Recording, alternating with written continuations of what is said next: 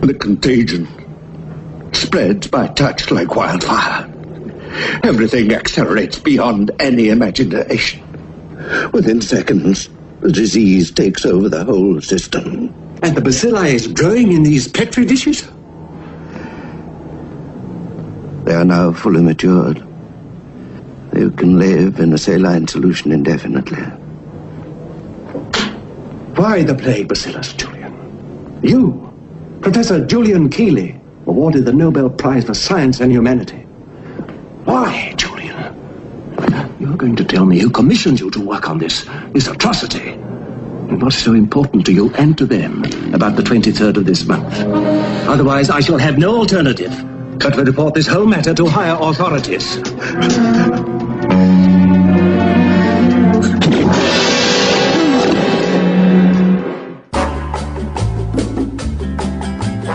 This is Bristol. It's Friday, it's 5 o'clock. Welcome to Not BCfm Politics Show. Still, it's come about 10 months now since we've been allowed to be on FM with mate of the Mayor Marvin Rees, Pat Hart, the BCfm station manager, deciding to remove us from the airwaves. And now, me going through a procedure whereby I'm asking the board to have a look at that decision, and Jerry Cowhick, the chair of the board, won't even acknowledge the letter that I sent back in the middle of December. So not a very efficient organisation at Bristol Community FM. Don't seem to want to even talk to me now, almost like I'm a persona non grata, even though I had a volunteer agreement and all sorts that I was supposed to on the airways every week. Let's not go on about that now. Let us look at, we're live on the PRSC stream, that is from 5 every Friday. And today it's the 29th of January 2021. We're also on at 11 and 5 on that stream throughout the week. I'm Tony Gosling. Helping me review this week's news is Irish Republican Labour activist Martin Summers and Lib Dem councillor on Bristol City Council for Pengrove and Whitchurch Park, Tim Kent. In the second part, hacking the US elections. No, it's not the Venezuelans or the Russians or even Cambridge Analytica or China, which Biden is known to be particularly friendly with. It's the enemy within. Professor Robert Epstein is a Democrat, but he says his research on Google algorithms indicates a roughly 30% point swing to Biden from Trump for anybody foolish enough to research the candidates on the Google search engine. A close look at that story on WorldNet Daily this week. Plus, a closer look at the oligarchs who hope to take over the world. Well, how will they get on? Bill Gates and Klaus Schwab. Analysis on them by Scottish journalist and Civil Liberties podcaster Natalie Minnis. And as of tonight, you'll be hearing a lot more of my longer interviews, the ones we haven't had time to broadcast on this stream when we're not on during the week. But first, to local politics here in the venerable city of Bristol, which has the ignominious honour of having sent John Cabot over to so-called Discover North America back in 1497, 5 years after Spanish-sponsored Columbus landed in the Caribbean and South America. And also, we look at Desmond Swain on the Richie Allen show. He's a Tory MP. Can you imagine anything more terrible? Well, Joe Mulhall from Hope Not Hate doesn't believe any of these people, especially not Richie Allen, should even be heard anywhere because they're so evil. He libels Allen, but not Desmond Swain, knowing that Swain would take him to court and that Richie Allen can't afford to. The hate not hope or hope not hate. What do you think? Plus, Roy Pumphrey from Stock Hinckley are on the 3,000 extra jobs going down near Bridgewater and whether the French-Chinese project will ever be finished. There's my 3 books which have been published in the last 3 weeks of the Halloween lockdown. The Traitors of Arnhem, about the fate of 3,000 British paratroopers in Arnhem and secret deals between Churchill's Private Secretary Desmond Morton and Hitler's Treasurer Martin Bormann. The endgame of World War II and the beginning of the Bilderberg conferences, plus my articles and essays collection, The Siege of Heaven, and the post-medieval power history of extracts of various books. That's called The Siege of Heaven Reader. I'll be sending free versions of these out, and I have been with my weekly emails. But as Google has disappeared my good old Google, my email list, you'll have to email me at tony@cultureshop.org.uk.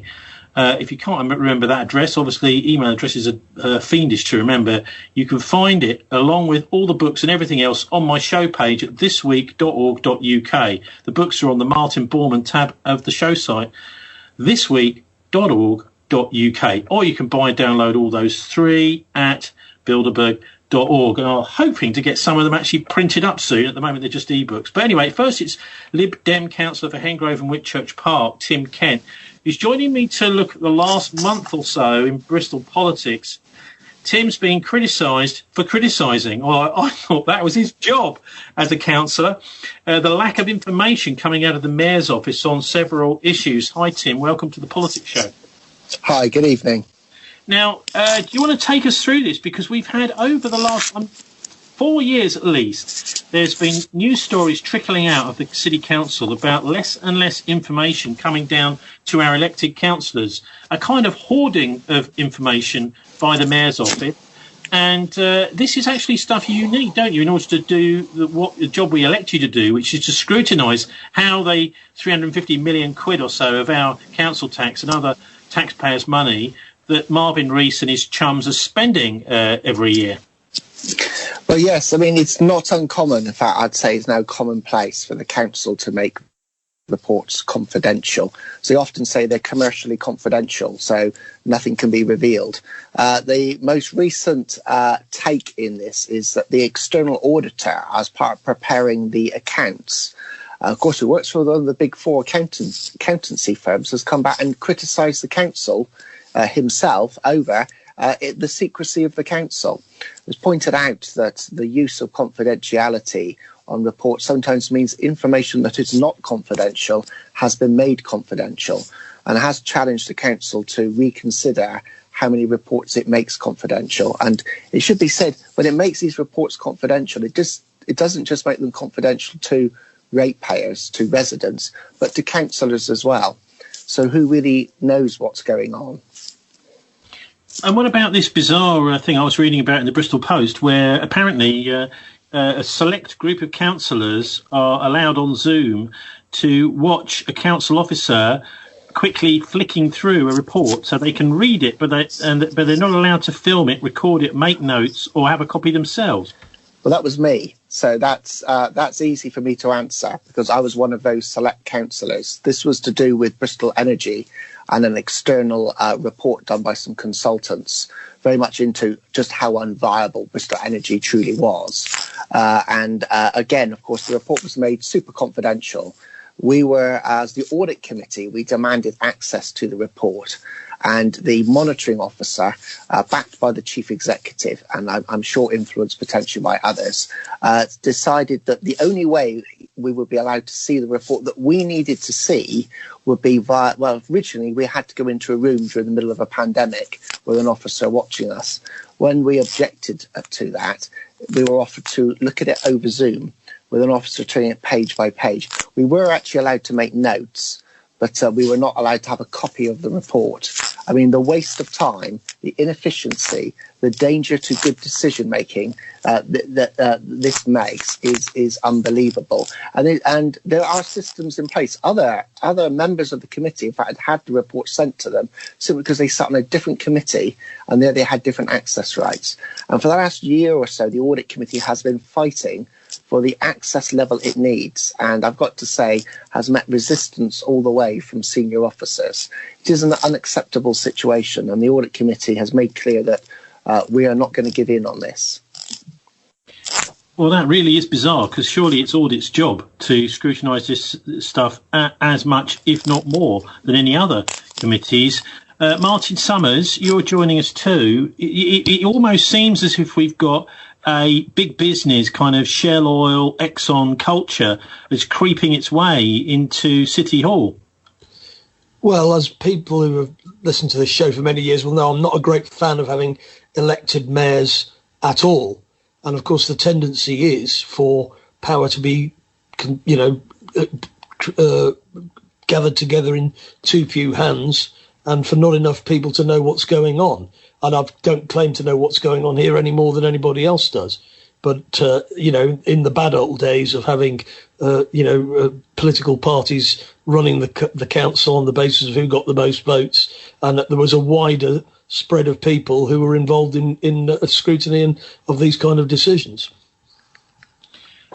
Tim, somebody that was certainly around in those days too, can you just talk us through the sort of different culture that there is now, and now we've got a mayor? Well, secrecy obviously is one of the key areas. Far more reports confidential, far less being shared with councillors. Certainly back in the day, we'd have a lot more multi-member groups working cross-party on more difficult issues. The idea being that quite often when you share information, actually, there's only one or two conclusions you can make. And you can bring people with you and include their ideas. That is no longer welcome at Bristol City Council. I mean, we have a mayor who is quite disconnected, I'd say, from the council. I think that's probably always going to be the case. It's a virtually impossible role. But we must remember all executive power is in the hands of one person.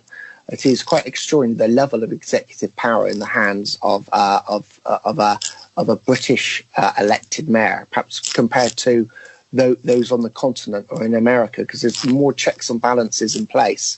Here, what they did was they rushed to adopt a system without fully understanding it and without putting the correct checks and balances in place. The area committees, which used to service people, the neighbourhood partnerships, which had power to decide things locally, have all been scrapped by the mayor, so that has gone. The cross-party cabinet has gone. So we have very centralised power, very limited decision-making, sharing decision-making responsibility. And that does mean, of course, you have less challenge in the system. Part of the way British democracy works is through challenge. You put up an idea, others challenge it. If it's still there standing, it's probably a good idea. Now let's run through some of the controversial projects that the mayor has launched upon the city, one of which is this whole Western Harbour development plan. Now, it almost looks to me as if this is something that a few speculators and Business West came up with, and Marvin Rees, the mayor, just kind of came along to him and stuck his stamp at the top of the page.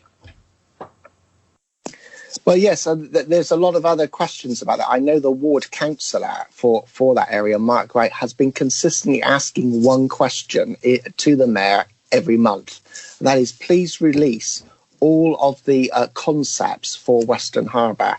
And the mayor refuses to do that. Again, I believe under confidentiality grounds. So, I mean, even the local councillor there for Western Harbour is unable to get that information. It is shocking. And what we also see now are large development agreements with developers, sometimes putting the council, we believe, at quite strategic risk. If we remember, the arena got scrapped in favour of a large developer. And part of that development agreement is that the council would underwrite some of that development, including a major office block. If that office block was not occupied, the council would pick up the costs.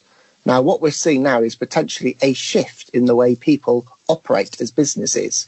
With so many people working at home, a lot of businesses are going to realise they'll save a lot of money by not having so many people in the office at the end of this pandemic. I think it's quite likely that we will see less people working in offices and more people working at home, even if it's on a part-time. There's an obvious point there, Tim, and that is the arena. Obviously, right now, for the last year or so, and possibly another year or more into the future, that arena would be either empty or have only something like 1/10 of its capacity. So I suppose we, as council taxpayers, we could say it's rather lucky that we didn't end up footing the bill for that. Well, the good news is they still would have been building it because Bristol City Council has never delivered a project on time yet from its capital budget. So we wouldn't have got to opening stage when the pandemic hit.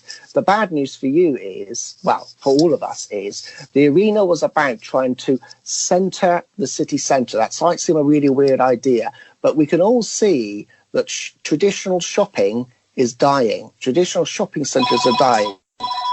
Sorry about that. What is going to bring people into our city centres? And one of the key things that will do that are leisure experiences. That's what the arena was about, protecting the city centre for the next 20 years, and that we will not have. Amazing. Okay, so what about these other projects? There's Temple Island 2, which was what the site originally slated for the arena, but now it's been taken over by the university. And there's basically, I had a look at the plans, and we did discuss this with George Ferguson a few months ago, the former mayor. It seems to me as if on that island, rather than arena, is going to be put just about as many office buildings and possibly accommodation, but it looks mainly like office buildings for the university as possibly could be crammed onto that space. So if you imagine a little circle with a whole load of Lego bricks piled up as high as they possibly can on that little circle. So that deal itself also was done kind of behind closed doors, wasn't it? This is public land, of course, we're talking about here. Yeah, with the university campus, which was not quite it was on the arena island, but not the arena site.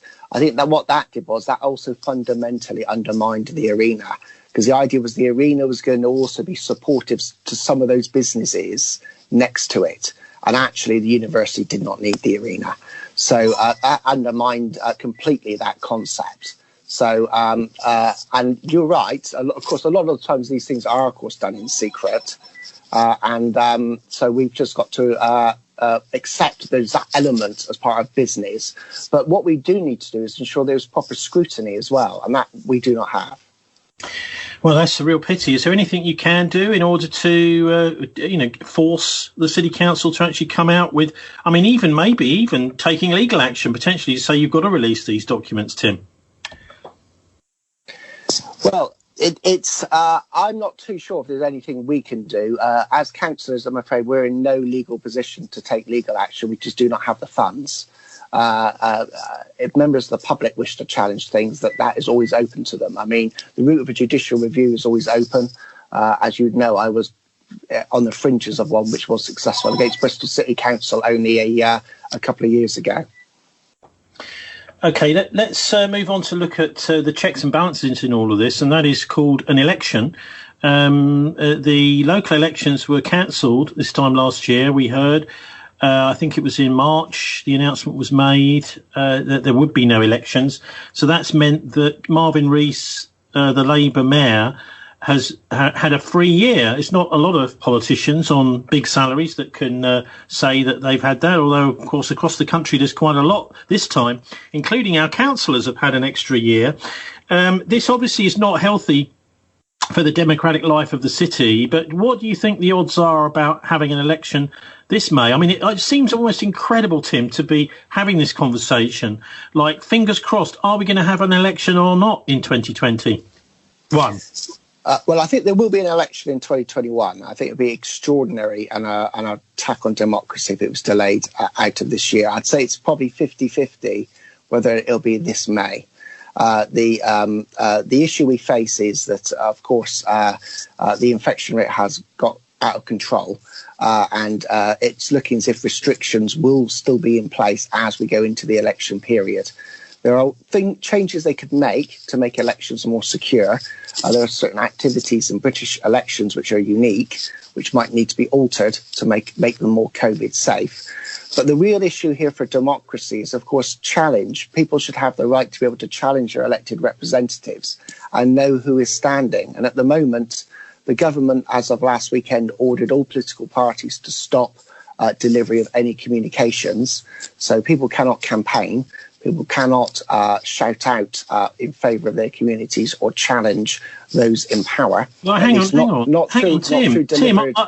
I'm getting stuff through the door from pizza companies. But you tell me that, for example, you as the Lib Dems are not allowed to, whilst pizza companies can. They've said pizza companies and double glazing leaflets are fine, but anything to do with democracy is now illegal. How the hell have they justified that? And that's central government, isn't it? Yeah, well, they can't justify it. There is no justification for this. What they've said is that you can use Royal Mail to deliver. But, of course, that very much then means democracy is for the rich, or perhaps for political parties such as the Conservatives, who receives millions of pounds of donations from hedge fund managers. So how have the Lib Dems in Bristol reacted to this? Are some just saying, well, tough, we're going to deliver leaflets anyway, or not? No, I mean, we follow the rules, and we've, I mean, since this has begun, we've been very, very active in trying to protect our communities. And so in reality, we'd shifted a lot of our effort into that anyway, that being the priority. We did have leaflets, and I have leaflets sitting in my house that I can't deliver. And we will now hold them until we're in a position to deliver them to people. I mean, we will double down and make sure people hear what our views over how our city has been run and our alternative ideas of how to run the city. I mean, number one being, of course, scrap the mayor. Well, I mean, it almost seems like a preemptive shot across the bows, because we're just about to go into, potentially anyway, for May, an election campaign. Yes, it is looking likely, or at least 50-50, that there will be an election in May. That probably means that at the rate things are going, people may not be able to even begin to distribute literature until the election's begun. It also is going to make it quite difficult for people to knock on doors. As an example, my ward has 7,500 households in it and nearly 14,000 electors. The idea that I would have at best a few weeks to get around to try to talk to as many people as possible doesn't sound good. It also doesn't sound very COVID safe to me. Having said that, on the flip side, I am aware that a lot of people are currently holding office, including myself, who've not now really been elected to that office. And people really should have the right to have a say who their representatives are.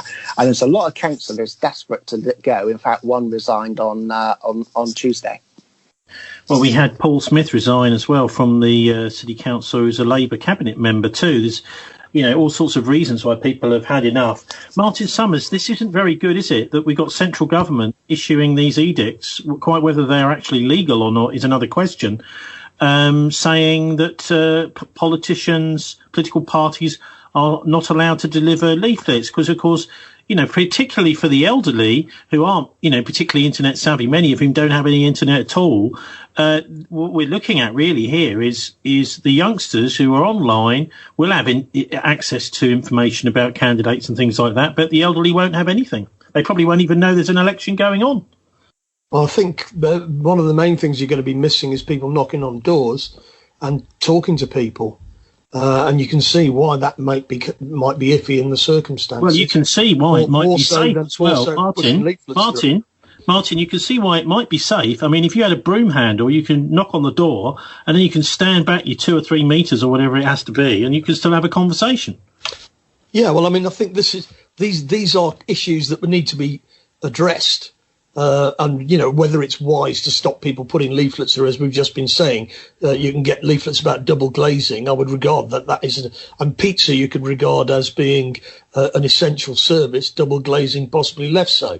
But it just shows the sort of, Alice in Wonderland world that we're inhabiting at the minute. But I think my feeling will be that you've got to have an election. Even if it's not a full election in the traditional sense, because you can't just carry on not having them. And we saw in the US, for example, there was an election with lots of postal voting and so on, which then caused, all sorts of recriminations and so on. But I don't think there was really any opportunity. There was you couldn't really have not had it. And if you can do that there, you can do it anywhere, can't you? You've just got to do it. Yeah, I would have thought so. There are ways of doing these things. I mean, even if it involves things like, spraying some sanitizer on a ballot paper and writing in indelible ink, or permanent ink or something. There are ways of doing these things. I think we just maybe there's just not the political will. But look, the other aspect of all of this, Tim, is we really do need to refresh the mayor situation, and also I know the Lib Dems have been doing quite a lot to get a second referendum, saying that we don't actually necessarily have to have a mayor in Bristol. It's proved very problematic, certainly over this show.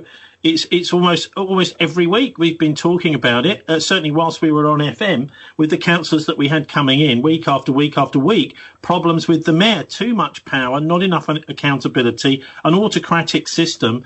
But the Lib Dems, I understand, are in the process of trying to make sure that Bristol people can get it changed. Well, first we changed the law. So originally, Bristol people had no choice to change the system. We're the only part of the country that when we adopted an elected mayor, we were stuck forever. But Barbara Jank, former leader of Bristol City Council, got put into the House of Lords, an institution we would like to abolish.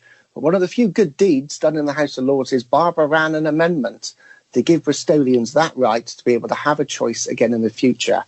And she managed to persuade the government that it was right, and they accepted it, and now the law has been changed. So come 2022, there has to be a 10-year gap between referendums, which is fair enough, otherwise you could be having them every year. We will have a chance to vote again. And that's one of the key things as Liberal Democrat councillors and our mayoral candidate are saying, if you vote Liberal Democrat, we will deliver on that promise. Within 50 days, we will call a council meeting to call a referendum on the position of mayor. We will set up a democracy commission to decide what the alternative running of the council should be, so people will be able to have that choice. And then in May 2022, which will be the earliest date possible under law, they can hold that referendum. A referendum would be held. If people vote to change the system, to get rid of the role of elected mayor, that means whoever is mayor would still serve till 2024, just as has happened in Torquay recently. But then the council would revert to a new way of running as decided in the referendum and through the Democracy Commission route. Well, all I can say is well done for giving people a democratic choice because we had a very, very low turnout in the referendum that initially decided to have a mayor in the first place. And one might say it was kind of a honeymoon period with George Ferguson, well known around the city as well, I don't know if it's right to say philanthropist, but he certainly was somebody who was a kind of social architect, very interested in, the long term, in 100 years' time, how will Bristol look, that sort of thing, mayor, and very close to people like the Civic Society, and things have kind of gone downhill since then.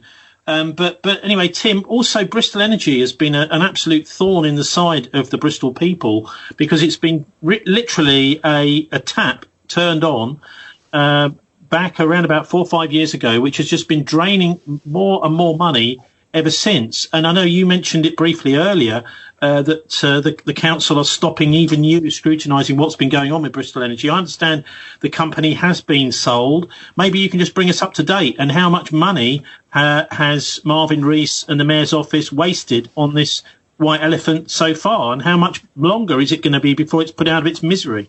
So the bad news is the company has not been sold. And that's what many people believe. But in fact, what they did was they sold the customer books. So we've still got the company. We've still got all the bad debt. We just don't have the customer books. So the situation is that the latest accounts for up to March, April 2020 were published. That shows a £50 million loss by Bristol Energy.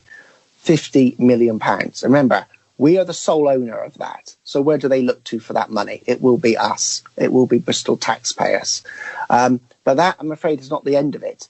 The auditor, the external auditor, in his value for money report, has revealed that Bristol Energy was at the heart of the Bristol Leap, a separate energy project by the mayor, which, of course, got stopped after spending over £10 million.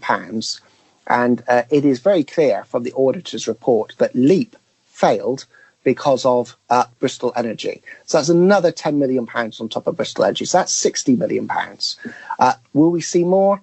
Possibly. The council's holding an additional £7 million reserve against future costs of Bristol Energy. Concerns that it may be called on to bail out further costs of the energy company. I hope that won't be called on, but that is quite possible. So in reality, we're looking at a total cost of Bristol Energy being around £60 million plus. And then, there's other costs on top of that. We haven't talked about the arena. That was £12 million wasted before the mayor wrapped that one up.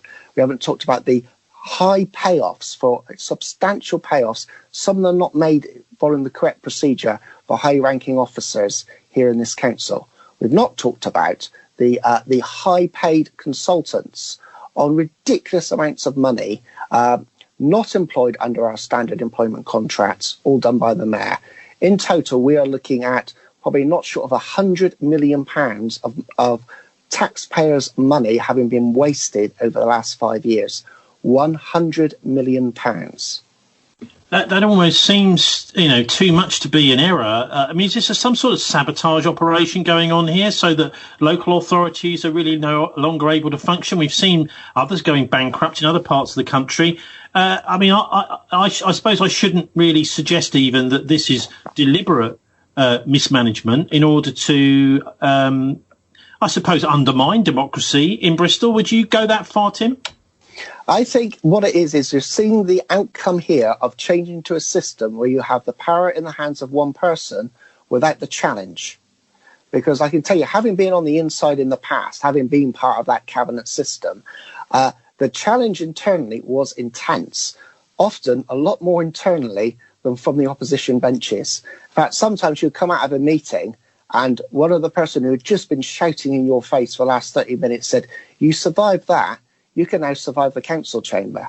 Our internal challenge was very intense. Someone would propose an idea and the other half of the cabinet would take it upon themselves to rip that idea down. And the idea was, if you were still standing a few weeks later and your idea was still standing, that was worth publishing. It was worth putting out there.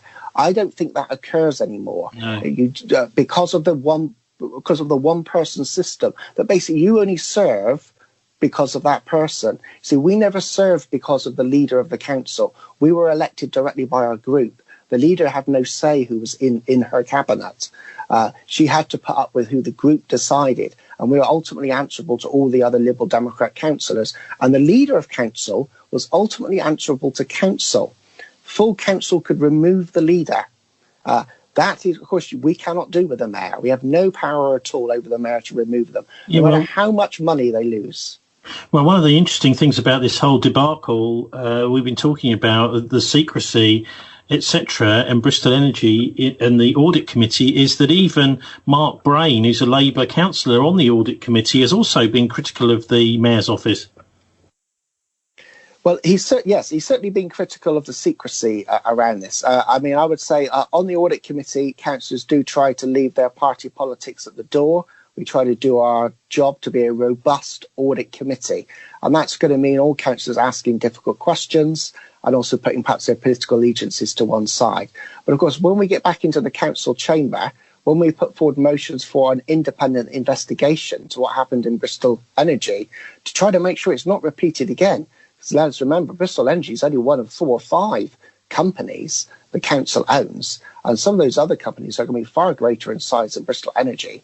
So the chance of repeating that mistake is very high if we don't learn from our mistake. And this is probably the thing which concerns us the most. It's not necessarily about going out there to hold one person to account, to stick it to them, to get some revenge. It's about trying to make sure we learn from our mistakes. We don't repeat it again. And the fact that the Labour councillors constantly vote to cover up the mayor's mistakes in the council chamber is hard to swallow. Well, there's an interesting thread up on Twitter, which was pointed out to me. Thank you. It's lovely when listeners do this. On Bristol Live, talking about this whole confidential briefings to avoid Bristol Energy repeat are planned. Hopefully those will happen, Tim. But then there's several responses to that. One from Totterdown, Bristol. Ironic, isn't it, that Marvin Rees, at the end of Cabinet yesterday, this is earlier this week, expressed his disappointment at the lack of questions and statements submitted by councillors. Where were all the questions about losing our money? Why were not the questions asked? Well, that's a good question in itself. It's kind of supportive of what the mayor's saying. But then the Lib Dem councillor Harriet Clough says, I've given up asking him questions because I don't get answers. I don't deal with the way he responds to being questioned. I get far more done in committee and in my specific role, to be honest, says Harriet. And then she goes on, in the past, I've been yelled at for questioning Marvin Rees and had my PTSD deliberately and possibly maliciously triggered after I was open about my mental health being fragile. She then goes on, you'll notice my questions were chopped off in 2018. It wasn't one of the recorded ones, unfortunately. It was contributing incident towards me having a support worker with a specialisation in PTSD.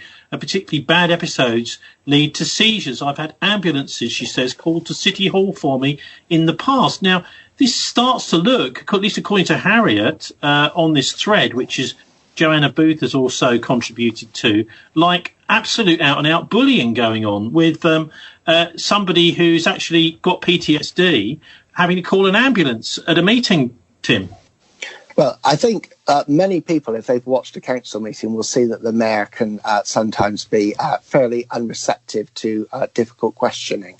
The one I recall is actually not from councillors, but when an NHS doctor turned up to talk about the need for, I think, a cleaner air and tackling that issue.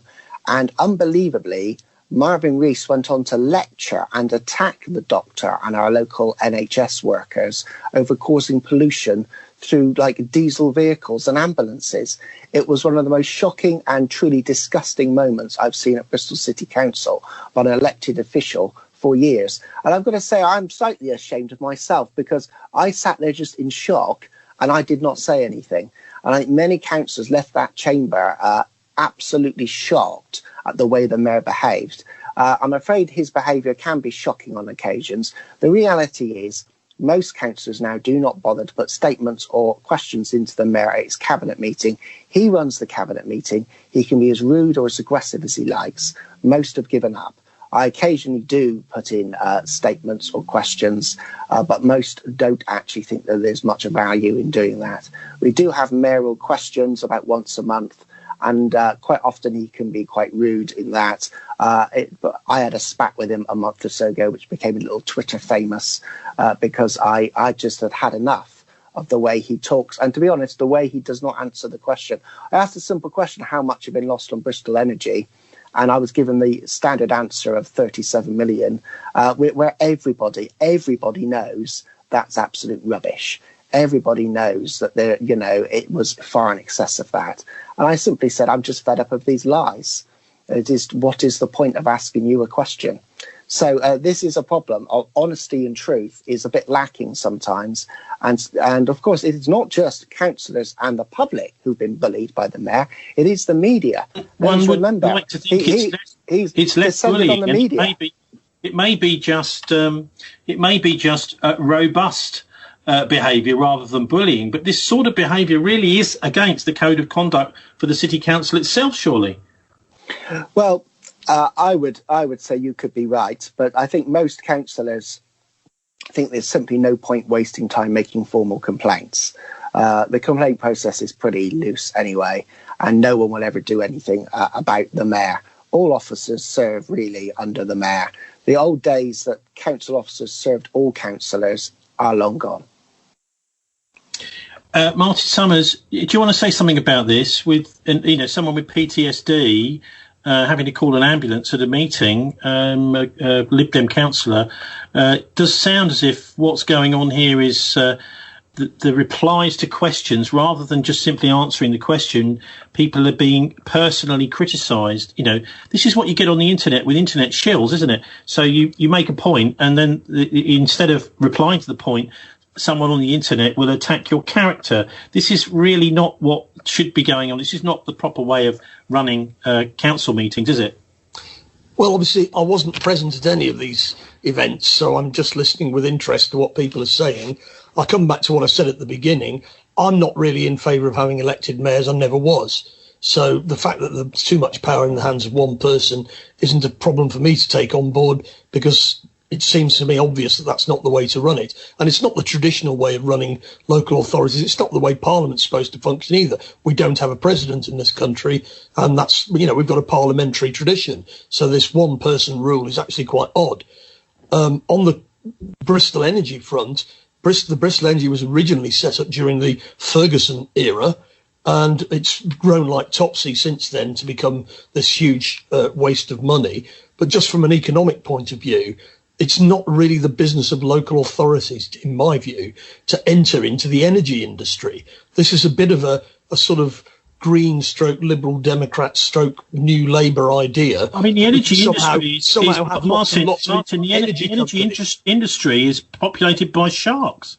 Well, the point is that what you've got to do is nationalise the electricity industry, which, of course, was privatised by the Tories. and that's what functions on a massive scale. It's got monopolistic power, and it's not something that you can actually just turn by the wave of a magic wand into a competitive industry in which local authorities can enter as not-for-profit players. It's just a fantasy. So you've got a fantasy which is then turned into this massive loss-making entity, and then we've got that compounded by the secrecy of having one-person rule, which means, as quite rightly been pointed out, if there is only one source of power, then they decide, the officers are going to answer to them, not to the councillors collectively, and so on. So it's a concatenation of things over the years, it's not really acceptable, is it? Well, no, it isn't. Anyway, let's go and have a look at some of these other half public, half private businesses that the almost like sort of partnerships with Business West that have been set up. That is, the main ones we've talked about Bristol Energy, but the other main ones are to do with housing and waste, Tim. Yeah, so we've got a few extra companies. One other's already been mothballed, and that was to do with a fibre broadband system across the city. So that was mothballed after spending some money because they managed to make no income. But the two big ones are Bristol Waste, which a lot of people will know, which do all of our rubbish and recycling. And then the other one, which a lot of people won't know, but actually is probably likely to be far bigger than Bristol Energy in future, is Gorham Homes. Now, the concept of this has a universal support across the council, which was the idea that we would be involved in developing housing on council-owned land so we can deliver more affordable housing and benefit greater from the profits made from the building of housing. The concept is a good one. The worry is the local authority, in truth, knows nothing about the commercial building industry. And I think this is a point that has been made about Bristol Energy. A local authority, which is good at being a local authority, is not necessarily a good energy company. So if that is the case, also a local authority going into what can be, again, a very competitive market, which is the domestic house building market, do we actually know what needs to be known? Now, at last Cabinet, the Mayor was about to agree a £10 million loan to Gorham Homes, and right at the last minute, it got pulled. Interesting enough, over a concern about the business plan, and I believe a concern about the robustness of the housing market and the likelihood of a crash. Something I raised, I think, privately with officers in another meeting 9 months ago, really as this pandemic began. I said, surely one of the first things we should be concerned about is the housing market and whether or not that will crash, and Gorham Homes. And I was sort of told then that no one had done any work on that. And it looks as if no one had done any work on that right up to the meeting when somebody said, hold it, actually, there is a real concern here. So it's good to see that concern is now being looked at. What we do want for the city to have enough housing for people to live in. We do want that housing to be affordable. What we don't want to do is lose tens of millions of pounds on an enterprise that is not going to be successful and not have that actually put into people's basic services, as we saw with Bristol Energy. Okay, so Martin Summers, can you just address that specific point? You know, how solid is the housing market? You know, it's one of those things you just expect it's just going to chug up and up and up. But of course, in the 80s and other times, there's been absolute collapses with people finding themselves completely bound into negative equity. So how's it looking at the moment? Well, if you look at it, the insiders don't quite know which way it's going to go, because there's an awful lot of quantitative easing going on and so forth. Stock markets are at the highest levels they've ever been. Meanwhile, we've got the worst depression since the 30s. So, I mean, there's plenty of risk there. And I would argue that it isn't really suitable for local authorities to enter into speculative housing developments. Building affordable housing, yes, we want them to see them doing that. That's what they used to do back in the 1950s. But then they had much more control over planning and so on than they do now. So what we're doing with Bristol Energy and the housing is we're trying to reinvent the wheel of having a nationalised industry producing energy and having local authorities in charge of council housing. So we're not allowed to go back and do that because apparently that's the past and we can't do it like that. So we then come up with all these half-cracked schemes to try and reproduce what we used to do in a fairly straightforward way. And of course, the problem is if you lend money for speculative building, you're going to lose the lot. Just looking at the Bristol City Council Code of Conduct, any of which breaches can lead to disciplinary action being taken against the mayor or anybody else. It says holders of public office must take decisions solely in terms of the public interest. They must not do so in order to gain financial or other material benefits for themselves, their family or their friends. Well, the public interest seems to be pretty clear that the public need to know the background to which decisions are being made which affect them all, and particularly the annual budget. We've seen a similar sort of thing with legal actions in central government against NervTag and Sage, some of which have been successful, to get them to publish the minutes on which they base their decisions. They have tried to argue in court that these things should remain secret as part of national security. Well, God knows why you need to justify a decision on whether or not to lock a city down based on national security. Surely it should be based on medical evidence. And the other clause that I've just spotted in here in the Code of Conduct is you must maintain conduct of the highest standard so public confidence in your integrity is sustained. It does sound like there may be a case to criticise several people at the City Council for, if this is true, what we've been hearing from Esme about the potential bullying going on. But anyway, what about Bristol Waste, Tim? Because there's also been quite a lot of criticism of that, including large amounts of changes to budgets and things, which don't really seem to have been very well justified by Bristol Waste. Bristol Waste saying that they need hundreds of thousands of extra just to keep ticking along in the last financial year, for example. Well, yes. I mean, like a lot of companies, Bristol Waste, of course, have been damaged by COVID. So that has hurt their budget.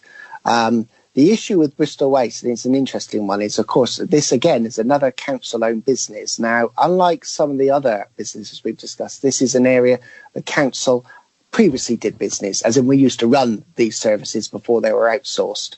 The danger with companies such as this is that, of course, we end up paying for the services for emptying our bins, etc.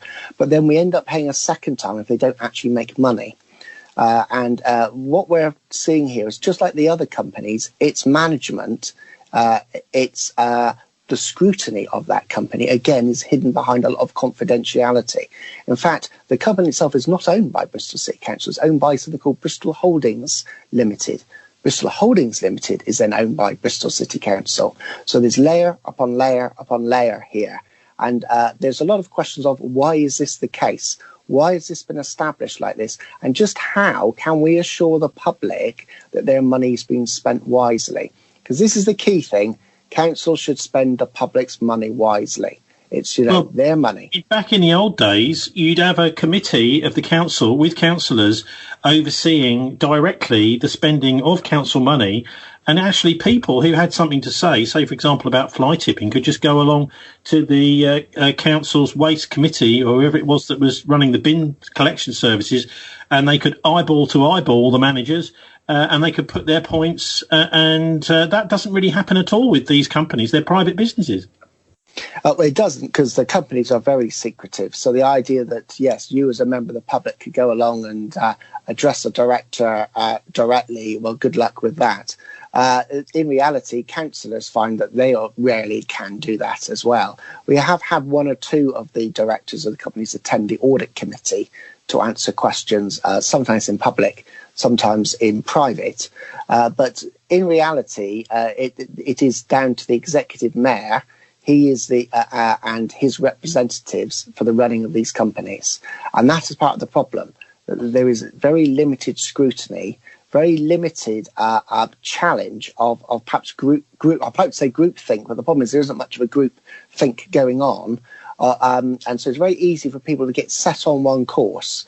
And of course, what we saw with Bristol Energy is people got too invested. They put council taxpayers' money in, and then I think they got concerned about that they would have lost money if they pulled out. So they put more money in. And it's a bit like the gambler stuck at the gambling table. They've got money already in, so they keep going. And in the end, there goes the car keys, there goes the house keys. And I'm afraid we got into that situation with Bristol Energy. We should have pulled out of it far earlier on. A few years before we got to this situation, councillors were beginning to raise concerns. Members of the public were, the media were, and all of this was being ignored. Tim, when do you think we'll get the chance to actually have another referendum? When is this the idea of getting rid of the mayor, getting rid of the zero scrutiny, people making decisions on the backs of fag packets that aren't So the absolute earliest you could have that referendum likely to take place, do you think? So the absolute earliest you could have that referendum would be 2022. That would require a vote at full council, supported by the majority of councillors and ideally, I think probably the mayor. But you just need a majority in council to pass that motion. That would trigger a referendum. Otherwise, you need, I think, 5% of the electors of Bristol. That's 20,000. You're not allowed to start gathering those signatures till after May 2022. So that would be at the earliest May 2023. So if people vote Labour in the forthcoming elections, they're also voting to keep the current system. Martin? Well, I mean, I'm not a fan of the current system, but I think, and I don't really rate local government as being the main source of what goes on. I think people will vote Labour or not, depending upon their assessment of national politics. I'm afraid that's unfortunate, but it's true. And, we may find a situation where there's a plurality in the political situation in Bristol is often quite finely balanced, and we'll have to see what comes out of it. A lot, especially the Labour vote isn't necessarily about what goes on at the council, I'm afraid. It's often much more focused on national events. Okay, so anyway, let's have a listen now, or have a look a bit more at the national scene. And you can anything more you want to add, Tim, you can do so in the next quarter of an hour or so. But I thought we'd have a listen to a guy that's written a book about the Labour Party, what's happened with the Labour Party. Obviously, it's not your party, Tim, but you may wish to comment as well. But the guy's name is Paul Embry, and I've got several clips. We might hear some in the second part. But the first one is really about the Labour Party now. His book is entitled Despised, Why the Modern Left Loathes the Working Class. And we're going to hear now a short clip from an interview he did just a week or a couple of weeks ago about the way the Labour Party has changed. He's saying basically that the Labour Party has abandoned the working classes, and there's this kind of middle-class Hampstead version of the Labour Party now. He's himself a former trade unionist, worked for the Fire Brigades Union, and he is appalled by the way that the working classes, he believes, have been now actually abandoned by the Keir Starmer Labour Party. So let's have a listen now to the middle-class Hampstead Labour Party. Labour despised and the guy's name's Paul Embry, the author of this book, Why the Modern Left Loathes the Working Class. What I saw firsthand in the community where I grew up, Barking and Dagenham, in East London, which was pretty much a solid Labour heartland. I know the red wall description has been applied usually to kind of northern and Midland seats, but I would argue it probably applies to those sorts of seats as well. And particularly, I think, in the first decade of this century, we saw the acute effects of globalisation really taking hold in some of these communities like Barking and Dagenham in terms of deindustrialisation, in terms of rapid and large-scale movements of people. And I think people were very uncomfortable with it. They felt that their sense of order had been violated. They didn't particularly see the benefits of globalisation as it was being preached to them by politicians, particularly New Labour politicians. And I feel that that's really when the rot began to set in earnest, and Labour started to hemorrhage lots of working class votes across the country. Yeah, I do argue that Labour has always been a historic electoral compromise between its, traditional blue collar working class vote and, a layer of, if you like, middle-class liberals who are favourable to the idea of a Labour government and a fairer society and economy. But I think what happened with the Labour Party over the last 30 years is that it kind of took the working class element of that vote for granted. It thought that they would never have anywhere else to go. And the push that was made, with some justification, I think, by Blair in the 90s to reach out to a wider layer of middle-class support. In the end, I think the pendulum swung too far to the point where now the Labour Party is pretty much all Hampstead and very little Hartlepool. And you look now at the party, and I've been a member of the party for 26 years, and it is largely a party of kind of middle-class graduates based in our fashionable city, a party of kind of students and social activists.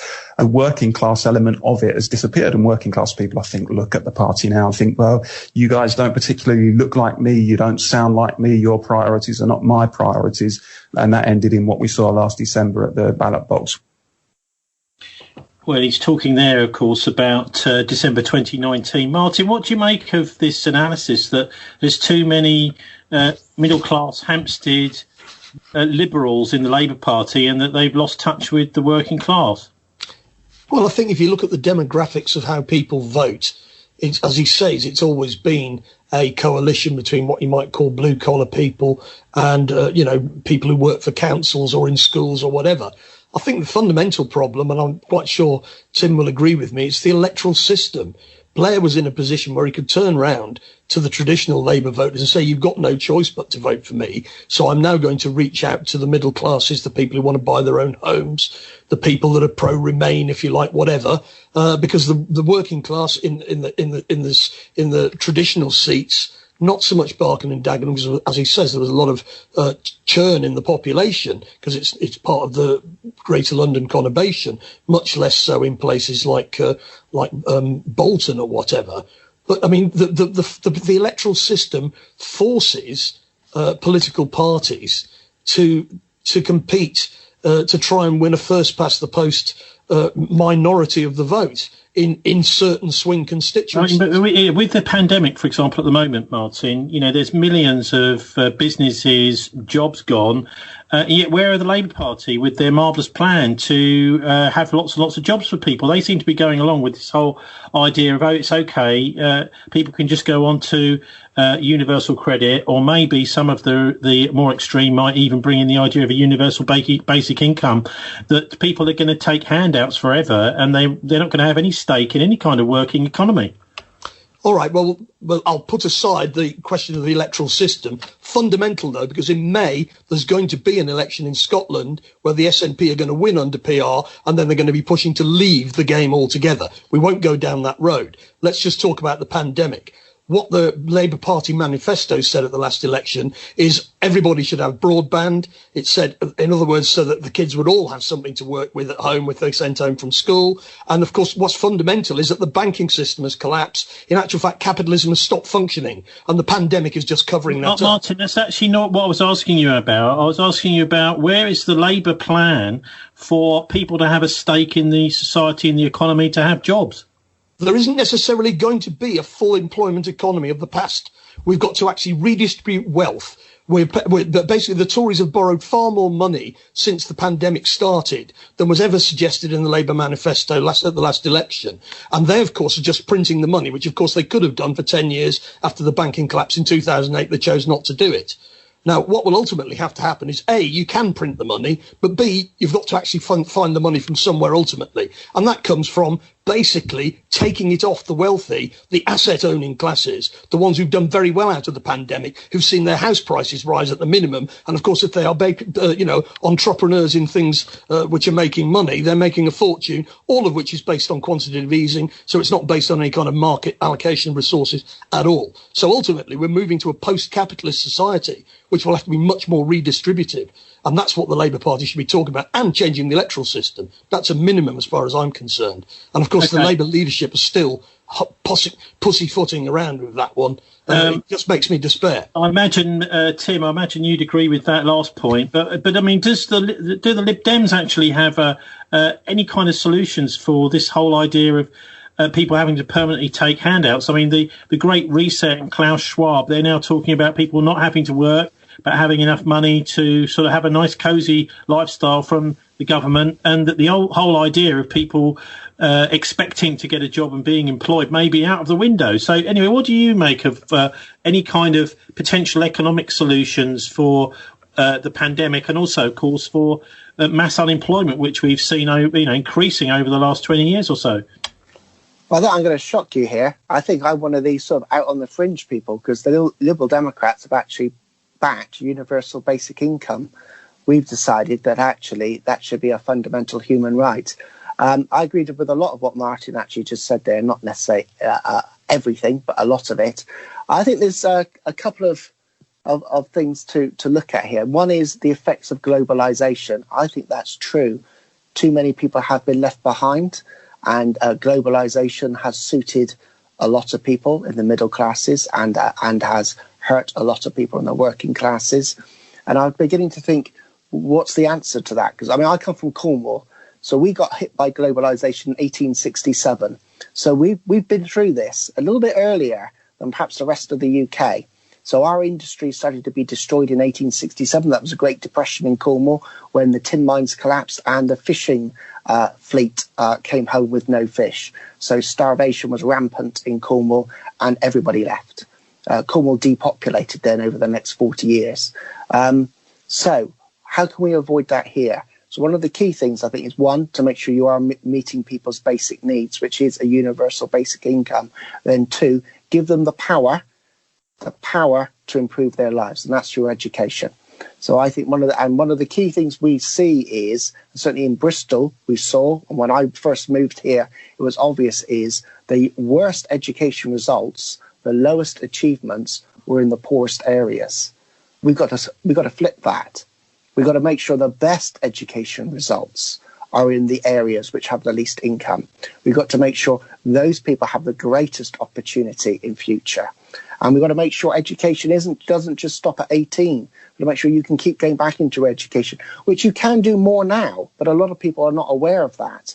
And we've got to promote that, continued learning. We've got to be able to re-skill people, because the reality is putting up walls, the Trump style of stopping globalization, doesn't actually work. It just delays it. So that doesn't help people in the long term. So what you've got to do is you've got to front up to the effects of globalization and say, hey, some people are going to lose their jobs because of this. So what we're going to do is we're going to get you better jobs, and we're going to help you get there. And I think that really is where people should be focusing. But hey, I'm just a liberal, so what do I know?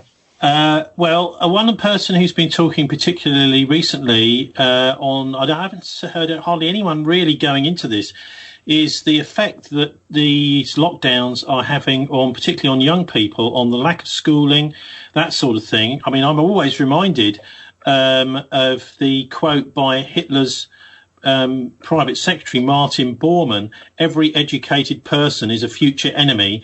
And one of the reasons I sort of go for as much education and good quality critical thinking education as possible is as a reaction to what one of the most evil men on the planet ever said about education. But Neil Oliver, the TV presenter and the author of the books and the television series Coast, etc., has been looking at what he believes is a really pernicious social disintegration which is going on right now the longer these lockdowns are extended. So let's have a listen to him speaking on Talk Radio earlier this week. Neil Oliver now. There's a profoundly moving sequence in Primo Levi's If This Is a Man. In one of the camps, he talks about very early on encountering an older man who's getting washed at the sink, and the water's foul and it's cold and there's no way to get dried apart from using his clothes. And Primo Levi says to him, why do you even bother? And the older man says, you've got to maintain the scaffolding. Yes. You have to maintain the skeleton of who you are. Now, I'm not making comparisons between the two. I merely use that to illustrate the point that it's so easy at the moment to think, oh, I'll just stay in my pajamas. Or I won't even get out of bed because there's nothing to get out of bed for. And it's impossible to overstate the importance of galvanizing people into getting back into routines that are physical. We need the physical, and it's all well and good that you can get everything delivered. You can get all your food delivered. You can get takeaway food delivered. You don't need to talk to another living soul. You can just watch binge watch box sets or something, or whatever. But you need the physical structure to the day, because you need, as functioning human beings, you need to get up at the same time every day, have a routine, do things. And it's maybe it sounds ridiculous to be saying that, but I don't think so. I think it's vitally important to get people moving, and for want of access to loved ones and crowds and the proper socialising that we all want to do. Because otherwise you're going to see the dissolution of society. It does start to come apart, and you can't say, oh, well, it's only been this amount of time, we don't need to worry about it yet. Yeah. So that's Neil Oliver there, the TV presenter, talking on Talk Radio. Martin, I suppose this is really about self-discipline, isn't it? Well, I mean, there are issues surrounding how people can cope with the current circumstances, and whether, keeping a routine is a good or a bad idea, probably a good idea, and so on. But there's the wider question of lockdowns or no lockdowns, and we know that that's been in the news this week with Desmond Swayne and others pushing for, and the right wing of the Tory party pushing for an early end to lockdowns. But of course, across on the other side of the planet in New Zealand and China, there is no lockdown. The economy's running. Everything's back to normal because they did it right and we did it wrong. And I'm afraid we've got incompetence in charge, and we've ended up with the short straw. And there's no easy answer to that one. Well, you could say the short straw, but that short straw is because the disease, COVID-19, was spreading around here. Well, we believe certainly in the BBC in Bristol from the 17th of December, when a film crew came back and spread it around the office in the BBC, and you won't hear that on Points West. So in December, January, February, March, if it was spreading around in Bristol, Martin, for 3 months before Jacinda locked down and we locked down roughly the same time in mid-end of March, of course, it's not really at all fair, is it? And in fact, it's intellectually dishonest. Well, no, because look at what's happened in China, Tony, where it's intellectually, Martin, it's intellectually dishonest. Martin, it's intellectually dishonest to try and compare what happened in the UK to New Zealand, isn't it? I'm comparing it to China. New Zealand was lucky, so was Iceland. They've got opportunities. Taiwan is right next to China. They've had 7 deaths. In China itself, they've had less than 4,000.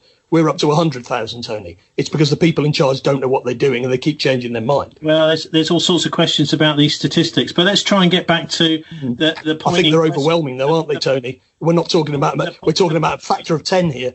The point in question, yeah, well, there are all sorts of questions about the statistics, which Desmond Swayne has been quite rightly, in my mind, bringing up, which we'll hear about in part 2 this week. But Tim, what do you make of this whole thing of people having nothing to do?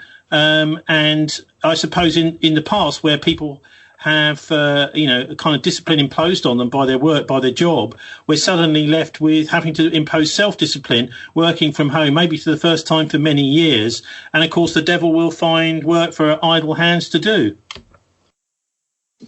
Well, I think it's been tough for people, but I think the one thing about humans is we're remarkably adaptive. So I think the majority of being able to adapt to it. The key thing is we've got to get on top of this virus. The key thing is we've got to give time to roll out the vaccinations, which we are now doing. I agree a lot with what Martin just said about the figures there. I think, there have been some bad decisions by our government. There's been some good decisions as well, but there's been some bad decisions. There's no doubt about it. The death toll here in this country is uniquely high compared to other countries. You can argue about the edges of the figures, but the main thrust of the figures are obvious, that something's gone wrong here. And I would just say there's no such thing as good comments and Desmond Swayne being said in the same sentence. The man's a complete and utter idiot.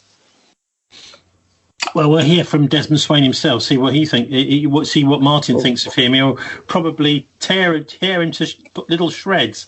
But I thought we'd just finish off the first part with Councillor Tim Kent. I suppose I should call you unelected councillor for Henbury and Whitchurch Park. Is it Hengrove or Henbury? Hengrove, thank you. Hengrove and Whitchurch Park, Tim. The unelected councillor for Hengrove and Whitchurch Park, Tim Kent.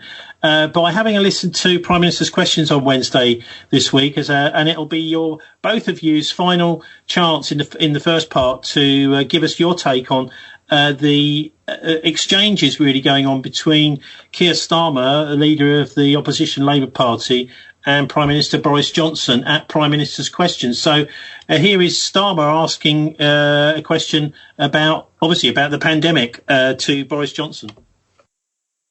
Mr. Speaker, every week the Prime Minister comes with his pre-prepared lines. I think when 100,000 people have died, he should take the time to answer the question.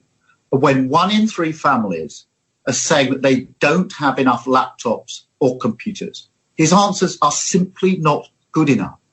We're nearly a year into this pandemic. This hasn't happened in the last few weeks, and 1 in 3 families say they don't have the wherewithal to do home teaching, and those children are going without home schooling. That's the question the Prime Minister should be answering. Mr. Speaker, the UK is the first country in Europe to record 100,000 COVID deaths. We also have the deepest recession of any major economy. Our schools are closed and our borders are open. And my biggest concern is that the Prime Minister still hasn't learnt the lessons of last year. And I fear that as a result, we'll see more tragedy and more grim milestones. Now, this afternoon, I will be speaking to families who've lost loved ones to COVID. The last time I did this, I asked the Prime Minister what he would like me to say to them on his behalf. He replied with a pre-prepared childish gag. I can tell the Prime Minister just how badly that went down with those families when I spoke to them later that afternoon.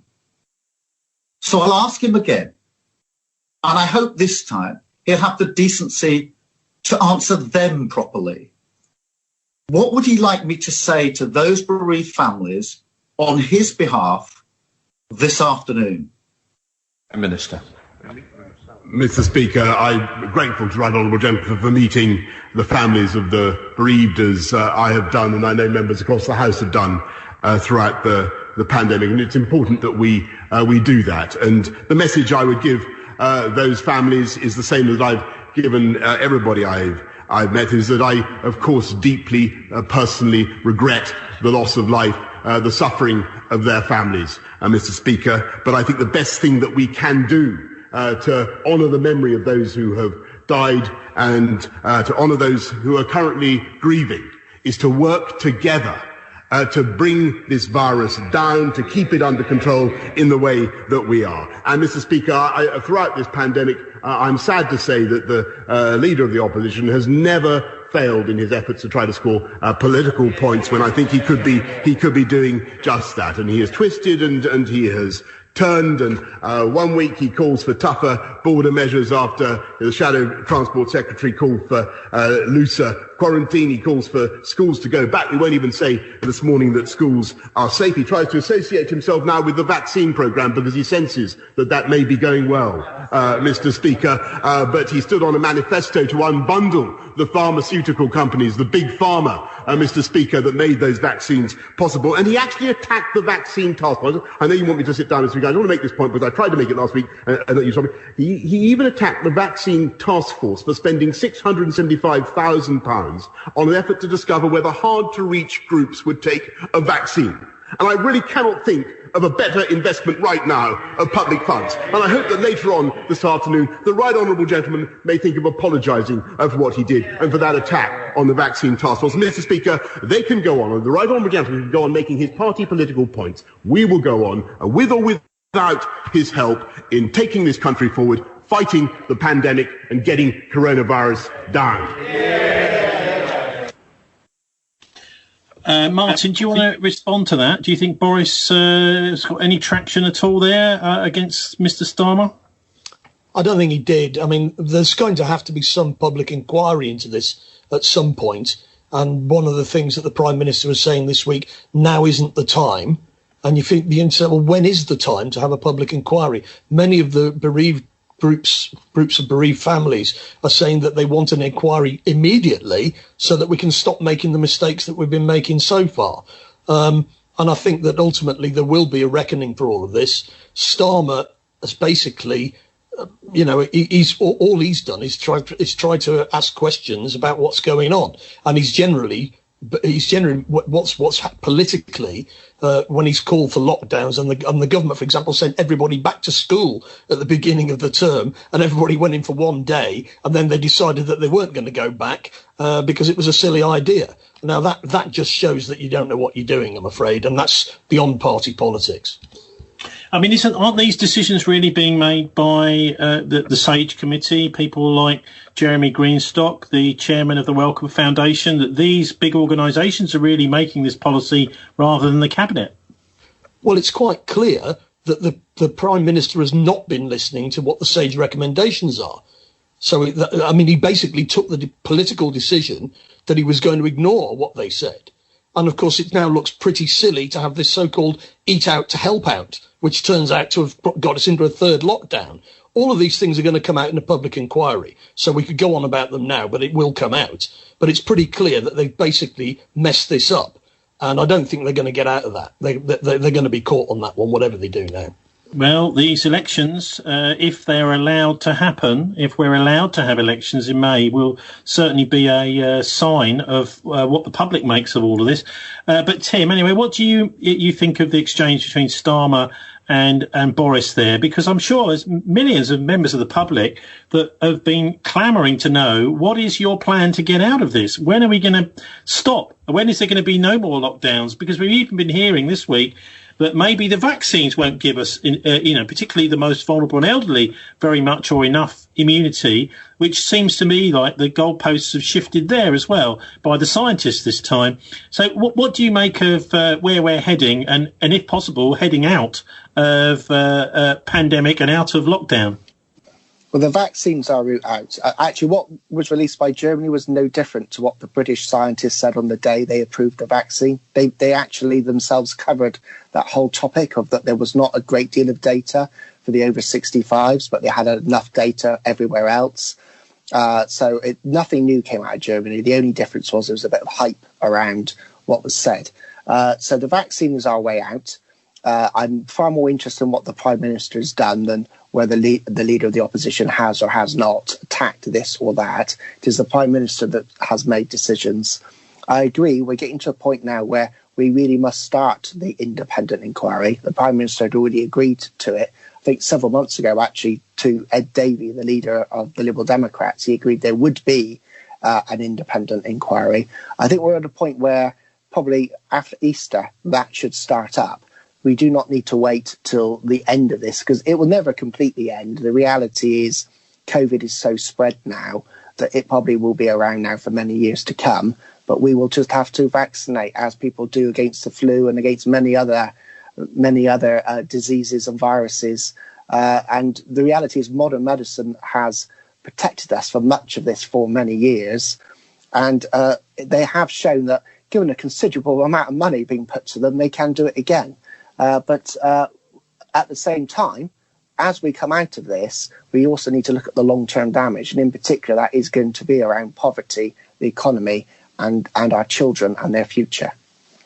Well, I can tell you what my submission to the public inquiry will be, is why has there not been use of ivermectin and chloroquine, particularly on early COVID patients, which some studies have shown up to 90% cure rates, particularly with ivermectin, which is it's an anti-parasitic drug, but it has this bizarre, unexpected effect on the SARS, and it did. In fact, it was tested in the original SARS outbreaks in 2003, and they found that it had a dramatic effect.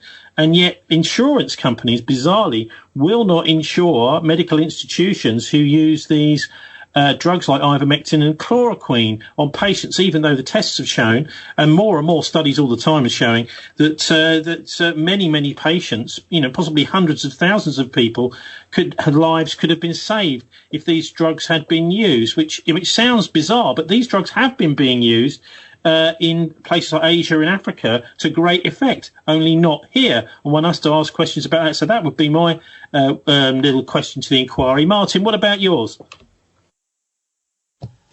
It'll be questions about, the fundamental questions are going to be, why did you not lock down soon enough? Why did you release too soon? And those are going to be the major focuses, because it's like playing football. I mean, Marcus Rashford can score goals. You people can't even defend. Okay, so what's your plan to get out of this then? We're going to have to stay as locked down as we need to until we've got rid of it and the vaccines have done their job. And that means there's going to be a much bigger hit on the economy than would otherwise have been the case. And I think Rishi Sunak is going to have to answer some questions about that. Okay, well, thanks very much to our guest, Tim Kent, Lib Dem Council and Bristol City Council, also on the Audit Committee, and keeping a good close eye on our mayor, as close as he can, as close as the mayor will let him, and also making sure that people in Bristol know, the council taxpayers, when we are not being told information, which, of course, the idea is that there will be no news stories because there will be no press release from the mayor's office. But thankfully, the Lib Dems will be informing us, and Tim particularly, and others, when things are not being shared in a kind of corporate, in a way rather like a corporate boardroom, don't want to share their little secrets, their nasty little secrets, and things that they're up to with the public. It completely goes against, in my view, the whole public service ethos, and indeed Bristol City Council's own code of conduct, which I read out earlier on, which I'll put a link up to on our show page at thisweek.org.uk. So thank you, Tim. And we'll be back with Martin after we've heard some music. And this time we're going to be hearing from Stereolab, a great favourite band of mine from 1994. And, someone we don't hear enough of on the radio, that's Tracy Chapman. Talking about a revolution. Well, that's Tracy Chapman, and before that you heard Stereolab and a song called Ping Pong. And we are having a look first here tonight at hacking in the US elections. Well, it's not the Venezuelans, the Russians, Cambridge Analytica, or even China. Biden, by the way, is known to be particularly friendly with China. And the enemy within this time, it's Professor Robert Epstein. He's a Democrat, but he says his research on Google algorithms indicates a roughly 30 percentage point swing to Biden from Trump for anybody foolish enough to research the candidates on the Google search engine, plus a closer look at the oligarchs who hope to take over the world, Bill Gates and Klaus Schwab. That look by Scottish journalist turned civil liberties podcaster Natalie Minnis. So, Martin Summers, can we just start with this incredible story from... I mean, actually, it's a while ago, this, but it's passed me by. But we have covered this guy, Robert Epstein, before.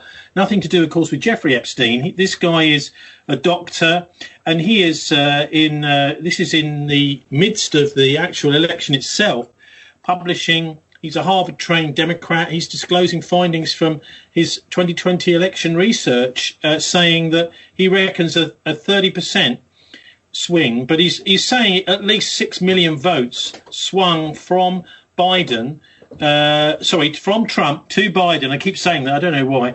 But he's saying okay. So I'll just read you out the little bit from WorldNet Daily. Google's search engine manipulation in the 2020 election could have shifted a minimum of 6 million votes to Democrat Joe Biden, according to research psychologist Dr. Robert Epstein. The Harvard-trained researcher, Democrat voter, told Fox News' Tucker Carlson that he had 733 field agents in the swing states of Arizona, North Carolina and Florida collecting data. Field agents, he calls them. Sounds almost like the CIA, doesn't it? But Google search results were strongly biased in favour of liberals and Democrats. This was not true on Bing or Yahoo.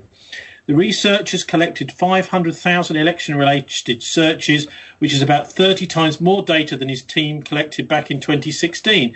They found 4 years ago, as WND WorldNet Daily reported in an interview with Epstein, that biased results generated by Google's algorithm likely impacted undecided voters in a way that gave at least 2.6 million votes to Hillary Clinton and as many as 10.4 million.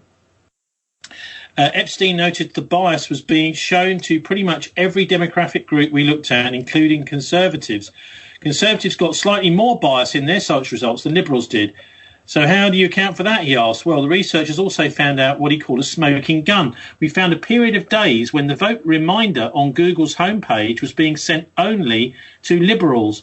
Not one of our conservative field agents received a vote reminder during those days. He said, after going public with our findings, Google, he believes, backed off. They literally shut off that manipulation that night. And so 4 days before the election, they were showing vote reminders to everybody, finally. So this is a whole aspect to vote rigging, Martin, that we don't really get covered by the BBC or anybody much in the international Western media. And it's the idea that the search algorithms can be used to swing elections. In this case, what Robert Epstein is alleging here himself is he reckons at least 6 million votes. Well, I'm totally unsurprised by this. I mean, Google is a corporation, and it's got it's not a public body. And just as if you pick up the Daily Mail, you're not going to find Jeremy Corbyn being given a fair crack of the whip. Google, given the existing setup, are perfectly within their rights to fiddle the search. It's not fiddling the searches because you're not guaranteed. If you use Google as a search engine, you're basically saying I want to use Google, and therefore they've got you over a barrel. And of course, this is the way in which all political campaigns are now functioning. They're trying to target micro segments of the electorate in order to send them the things which are going to change their minds in the direction. Yeah, I mean, it's not about the same as the advertising. I'm going to do an unbiased search. Micro targeting. You're not saying I'm going to do a search anymore. You're saying I trust Google to do the search for me.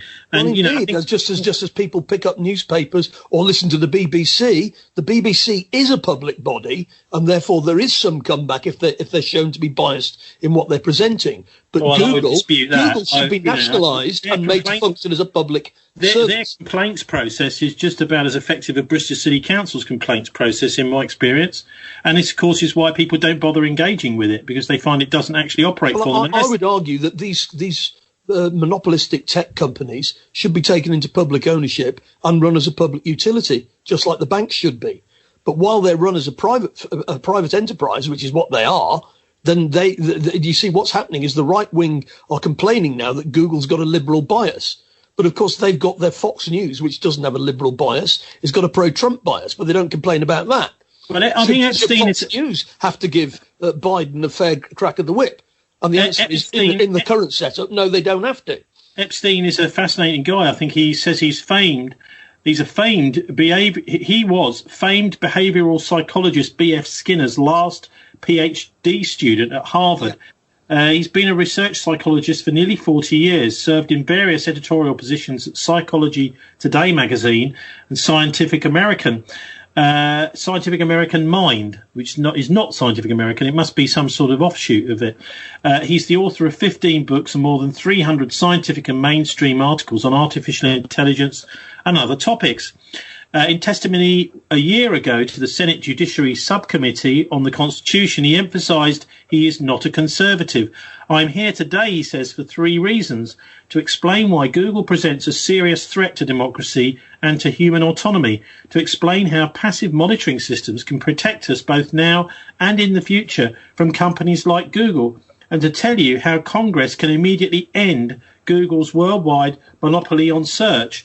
Well, they don't totally have a monopoly, but they basically do, don't they, Martin? Everyone uses it. In fact, we use the word Google like we used to use the word Hoover. It's just a brand name instead of actually what the purpose of the job should be. And it's got a tremendous amount of trust.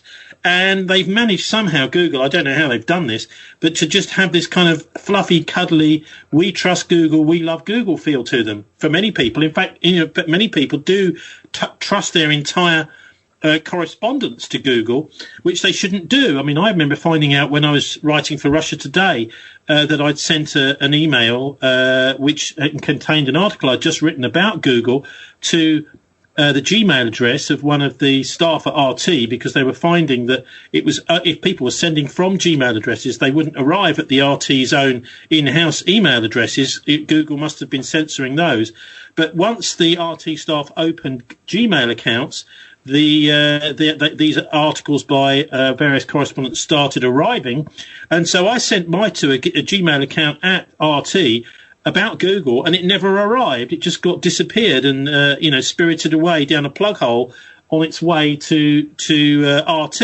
And that was one of the things that alerted them to that. Then from then on, they asked people to send articles to two email addresses, to their Gmail address and also to the in-house address. But there's an enormous amount of potential with a monopolistic company like Google, Martin, who's working now very closely, of course, with Bill Gates' Microsoft, to use that monopoly to control communications rather than facilitate them. Yeah, I mean, it's the same problem. I mean, Noam Chomsky pointed out years ago. I mean, basically, these are money-making corporations, and they're basically selling you soap powder, telephones, all sorts of things, and they also a lot of their wealth, of course, is in tax havens, isn't it? And they put themselves in legal jurisdictions. They base themselves in places where they pay no tax, that sort of thing. Well, yeah, I mean, basically, they're profit maximising private enterprise monopolies, and the ultimate, I would argue that they should ultimately be run as public utilities, and that means that they would have an obligation to make sure that if you make a search, the whole idea behind the internet was if you put in a search term, what most other people were looking for, that would come up first. Whereas, of course, what they're doing now is they are basically manipulating the feed that you get on your smartphone as you're going around about your business. Now, ultimately, this is the way society is going in general. So, of course, other corporations that want to sell stuff are micro-targeting their advertising and all the rest of it, making sure you don't see certain things and that you do see other things. And that just spills straight over into politics. And, people running electoral campaigns, particularly in the US, where there's a huge amount of money invested in these campaigns, that they've got tech people who are basically trying to manipulate the feeds of people on their smartphones. Now, the only way to stop this is, I mean, you could just say, well, that's just how it is. We're going to have Google over here, and then you could set up an alternative, which would be a conservative version, like Cambridge Analytica were accused of doing exactly that. You've also got intelligence agencies out there, your Brigade 77, your Israelis, tech industry people who are trying to manipulate the information flow. And, we're saturated in information, but it's all manipulated. And, we need to take a step back and create a public space, which is a genuinely public space, so that elections could be more free and fair. But, that's part of the whole process of trying to change the political system so that it's more responsive. It'd be nice if we could even just have elections at all. That would be good. But this Bilderberg Big Tech is quite a bizarre phenomenon, isn't it? Can you imagine meeting Eric Schmidt down the pub and saying, well, how much for 6 million votes to swing in your direction? And let's make it clear, the way that Google does this is it ups positive stories about candidates and downs negative stories about them if it's trying to promote them, and it does the opposite. Yeah, but that's on exactly the other side. So, if there's a candidate that it wants to make look bad, that what it will do is it will boost up the negative stories about that candidate on the searches, and it uses its algorithms to do that, but it makes nothing public about the fact that that's what it's doing. And then, of course, the other thing about these massive Bilderberg big tech firms is that they are using vast amounts of energy. This is something which is hardly ever addressed in the Green debate. But last year, in March 2020, on the BBC, there was a documentary called Dirty Streaming, the Internet's Big Secret, which is still available on the iPlayer, I believe, and I'll put a link up to that on our show page at thisweek.org.uk. Plus, in November, ITV Dispatches, Channel 4 Dispatches, broadcast a superb documentary called Is Your Online Habit Killing the Planet? Where a chap called Ian Bitterlin. He's talking about the massive extra energy being used by the data centers of people like Amazon and Google, as well as 5G, massively increasing the amount of energy that is needed. I don't know if you want to guess, Martin, what percentage of the Irish grid, what they're doing now. Of course, many of these places are based in Ireland, and the Irish, well, it's a bit silly asking you to guess it, but it's now something like 41. It was 2% of the Irish grid a few years ago. It's now coming up to 41% of the electrical grid in Ireland is being used to feed these 5G networks and these data centers. So I'll put a link to that on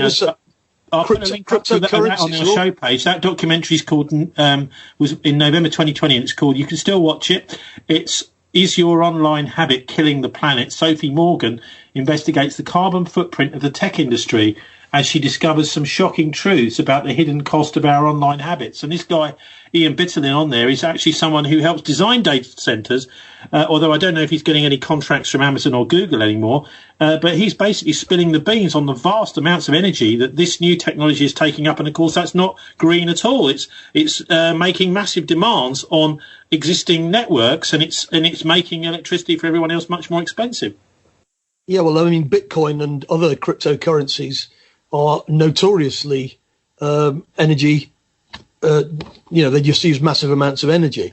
I mean, I think our whole civilization is, incredibly energy intensive, and that we talk a lot about reducing our energy intensivity, but in practice, the thrust of the system is to just use more and more stuff and sell more and more stuff.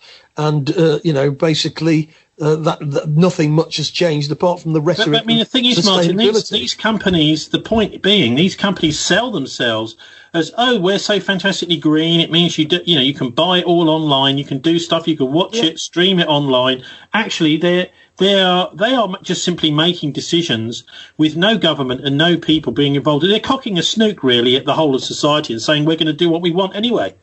Yeah, and of course, what's particularly ironic is, as you say, that a company like Google will present itself. I mean, they're fairly upfront about saying that they've got a liberal politics. I don't think anybody disputes that, But of course, that means that they're very down on conservative points of view, but they're also very down on socialist points of view, where we might say, well, let's just nationalise you. There's no reason for you to be making a profit out of this at all. We could run it as a public utility, and they certainly wouldn't want to hear that sort of, you wouldn't get very far with that. And of course, as you can see around the world, in places like China and Russia, they're trying to develop an alternative infrastructure which isn't controlled by the West for all of these things. So they're developing their own cryptocurrencies, their own platforms to do things and so on, because they're very well aware of how manipulative this can be. And don't forget, all of this high-tech stuff was set up originally with Pentagon money, and these people are all in the pockets of the Pentagon, and of course at the same time as pretending to be very liberal and all the rest of it. It's predicted in situationist theory from the 1950s and 1960s that you're going to eventually have this kind of capitalism which promises everybody freedom and individual liberty and networking and all the rest of it, but it's basically all a con, and the same old people are behind the scenes pulling the strings. Well, that's right, and also the way, isn't it? The Guardian reporting last month that 10 billionaires, including Jeff Bezos, of course, at Amazon, who seems to reap the benefit of all of this stuff, their net wealth is up $400 billion as a result of the pandemic. So, these people are just simply sitting there rubbing their hands and saying, told you so. And they love the pandemic because, of course, it's shifting what was a very sort of slow move from the high street to online retail.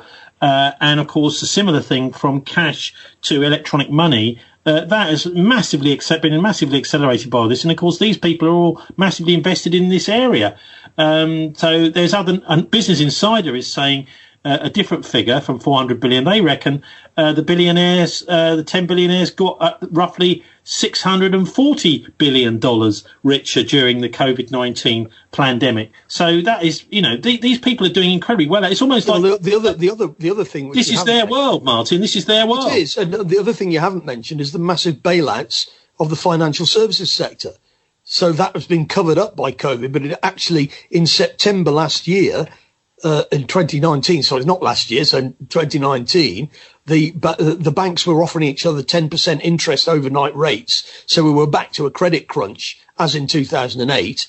And then loads and loads of money was printed, and they were showered with extra cash to keep the whole system going, which means, of course, that everybody who is a billionaire is basically being given free money to carry on making more money as a billionaire. Asset prices are still rising in stock markets, even as the real economy around the world is in turmoil.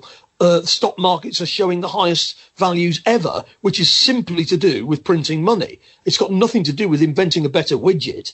And of course, that's the ideology of capitalism, that the reason why these guys are rich is because they're so brainy and that they've invented a better way of doing things. But if you allowed the banks to collapse, they'd all lose all their money. Well, like Trump may lose all of his money now he's out of power and end up with nothing. He's not a big businessman at all. He's worth nothing. He's bankrupt.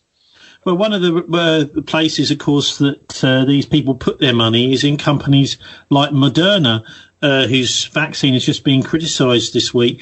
But the point being here is they're not interested in whether the Moderna vaccine for COVID is safe or anything else that Moderna have ever done. And by the way, they've never done anything else. They're only a hedge fund company that's been supported by hedge funds on speculation that they might make a lot of money. And these billionaires keep pumping cash into them with all these harebrained schemes that might end up making some money and might not. But the reason they've managed to convince the hedge funds to invest in Moderna, Martin, is simply because they say even though their vaccine might not be safe, it will come quicker to market. And so it will be the first one that governments buy, that they will be able to make more profit for shareholders. And the safety question isn't really even considered when that money arrives at the chief executive of Moderna's office. Well, especially if they've been given indemnity by governments who are looking for a quick result so that Moderna can't be sued if it is dangerous. And of course, in other parts of the world, the Russians have developed a public sector vaccine, Sputnik. The Cubans have developed their own versions. The Chinese are trying to develop their versions. And of course, there's a big debate out there about who's going to get vaccines on what basis. And of course, the big pharma in the West is determined to keep the patents on all of these vaccines and make sure that they get their money back. Well, of course. But of course, at the same time, loads of public money has been ploughed in. I mean, you've had quotes from Bill Gates on here before saying we need the public sector to come in, and then the private sector will bring in the expertise. Well, Martin, but the public sector's got to underwrite the whole thing. Well, if you're going to do that, you might as well just run it as a public sector enterprise, mightn't you? Exactly. And not make any private profit out of it at all. Yeah, and also it might be much better open to scrutiny rather than everything being done behind closed doors. But look, what do you make of this spat this week over the AstraZeneca vaccine by Ursula von der Leyen, saying the British are being mean, the company's being mean? They've got their Pfizer vaccine, which is a Euro vaccine, and the British one, the Oxford AstraZeneca one, the Europeans are getting very cross because they don't think that they're getting enough of these. Now, is it justified, or do you think that this is a kind of political squabble, that people are trying to make political points out of what is a genuine problem in actually manufacturing enough? Well, I mean, it's being seen through the lens of national national competition, as it were. But you've got to remember, the AstraZeneca vaccine has been produced by teams across the whole of not just Europe, and the same goes for the Pfizer vaccine, which is much more expensive, of course. And of course, we've signed up for a hell of a lot more of that one, which is going to cost us a lot more. What we could have done is we could have gone in with the Chinese and the Russians and had vaccines much cheaper for everybody. But we don't do that. Why don't we do that? I mean, at one stage, the Americans put on sanctions on the laboratories in Russia which had developed the Sputnik vaccine on the grounds that they were basically warfare related, and therefore they were going to try and squeeze them out of the international market. Well, that may be because absurd. You'd have thought everybody ought to be working together on this to try and get as many vaccines out there as possible, as safely as possible. Are they betraying Are they betraying that they believe that, and they know maybe even that COVID was a biological weapon, and that this was a? But we can come to that as we widen the discussion. I'm very suspicious about everything to do with this, because the usual profiteers are profiteering, and they do that anyway. You know, when things happen which are bad, pharmaceutical companies are in the business of making money out of human misery. Let's face it, they're curing people of illnesses, so illness is part of their business plan. And there's some quote from a Goldman Sachs guy on one of the boards saying, curing people is a rubbish business plan. What they want is chronic illness, which goes on for years and years. This is better for their business model.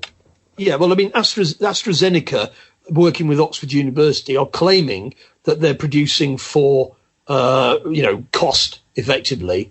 And the row, of course, is simply because the EU have put lots of their public money into developing it, just as the British have, and they're squabbling now about who's going to get the vaccines.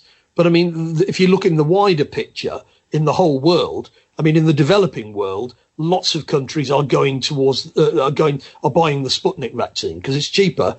And they think they can get more bang for their buck with the Russian. You know what would be great, wouldn't it, if all of these different vaccines weren't just in competition, but we had some honest scientists actually openly looking at them and saying, well, actually, it's quite clear this one is the most effective. What the Russians said, because when the sanctions were put on them by the Americans, they said this is ridiculous because we've already shared all of our information with the AstraZeneca teams. And that's what should be happening, surely. I mean, that's very good. I mean, everybody ought to be working hard to produce a basic vaccine that everybody can use. Well, there shouldn't be any competition to make money out of it. Well, thank God. Competition should simply be to come up with the best ideas and pass them around as quickly as possible. Well done to the Russians, and thank God not everybody is just trying to cash in on this pandemic. But anyway, they are trying to cash in a way. Because what they're doing is by going out to places like Argentina and knocking out their vaccine for cost, they're building friends and influencing people, just as the Tory government here has decided to cut foreign aid from the budget because it's quite popular amongst their voters. But, of course, the Russians are going out there and giving the stuff away for free. And in the long run, it's actually a battle for the control of hearts and minds. And if you cut back on things like that at a time like this, the Russians and the Chinese are going to come in there and say, well, if they don't want to help you, we do. OK, so looking at some wider questions with the new Biden presidency, Biden is pressing Putin this week on the Navalny arrest in a phone call. I suppose it's a transatlantic phone call from Moscow to Washington, Biden and Putin, and a massive cyber hack in his first phone call. The Kremlin has described the conversation as businesslike and frank in nature. One of the things there's lots discussed, Martin, including Navalny and this cyber hacking by the Russians allegedly in the US. But one of the most important things I think that's come out of that is this appeal by Putin to Biden to sign the new START treaty. He's saying, well, look, a lot of this has been torn up under Trump. You know, let's just let the people of the world breathe a sigh of relief and re-sign the START treaty on nuclear weapons to limit the supplies and also to be exchanging information about nuclear weapons. Really, it makes some sort of nuclear exchange impossible. That's the aim of it. But all Putin's main thrust was just to get START renewed. He seems to be focused on that one, Martin. Well, I mean, I think that Biden has indicated that he's willing to go back to the START treaty. It's not clear whether he's going to do anything similar with the Iranian nuclear deal. They're definitely not, because they've got, the influence of the Israelis on that is too strong for them, probably. And we're going to see which way he's going to jump on various things as this develops. But I mean, that's potentially positive because that's been in place since the 1980s, worked very well. There's no reason to scrap it. The reason why Trump was scrapping it is because they want to deploy short-range missiles against the Chinese. And the Chinese basically, and they can't do that while their hands are tied by the START treaty with the Russians on intermediate missiles. But I mean, if they decide that the common sense dictates that we should, just stick to the existing agreements we've got. I mean, there's still enough nuclear missiles and warheads out there to destroy us many times over. There's overkill of every kind. And of course, they were pushing for the Chinese to be involved in these negotiations.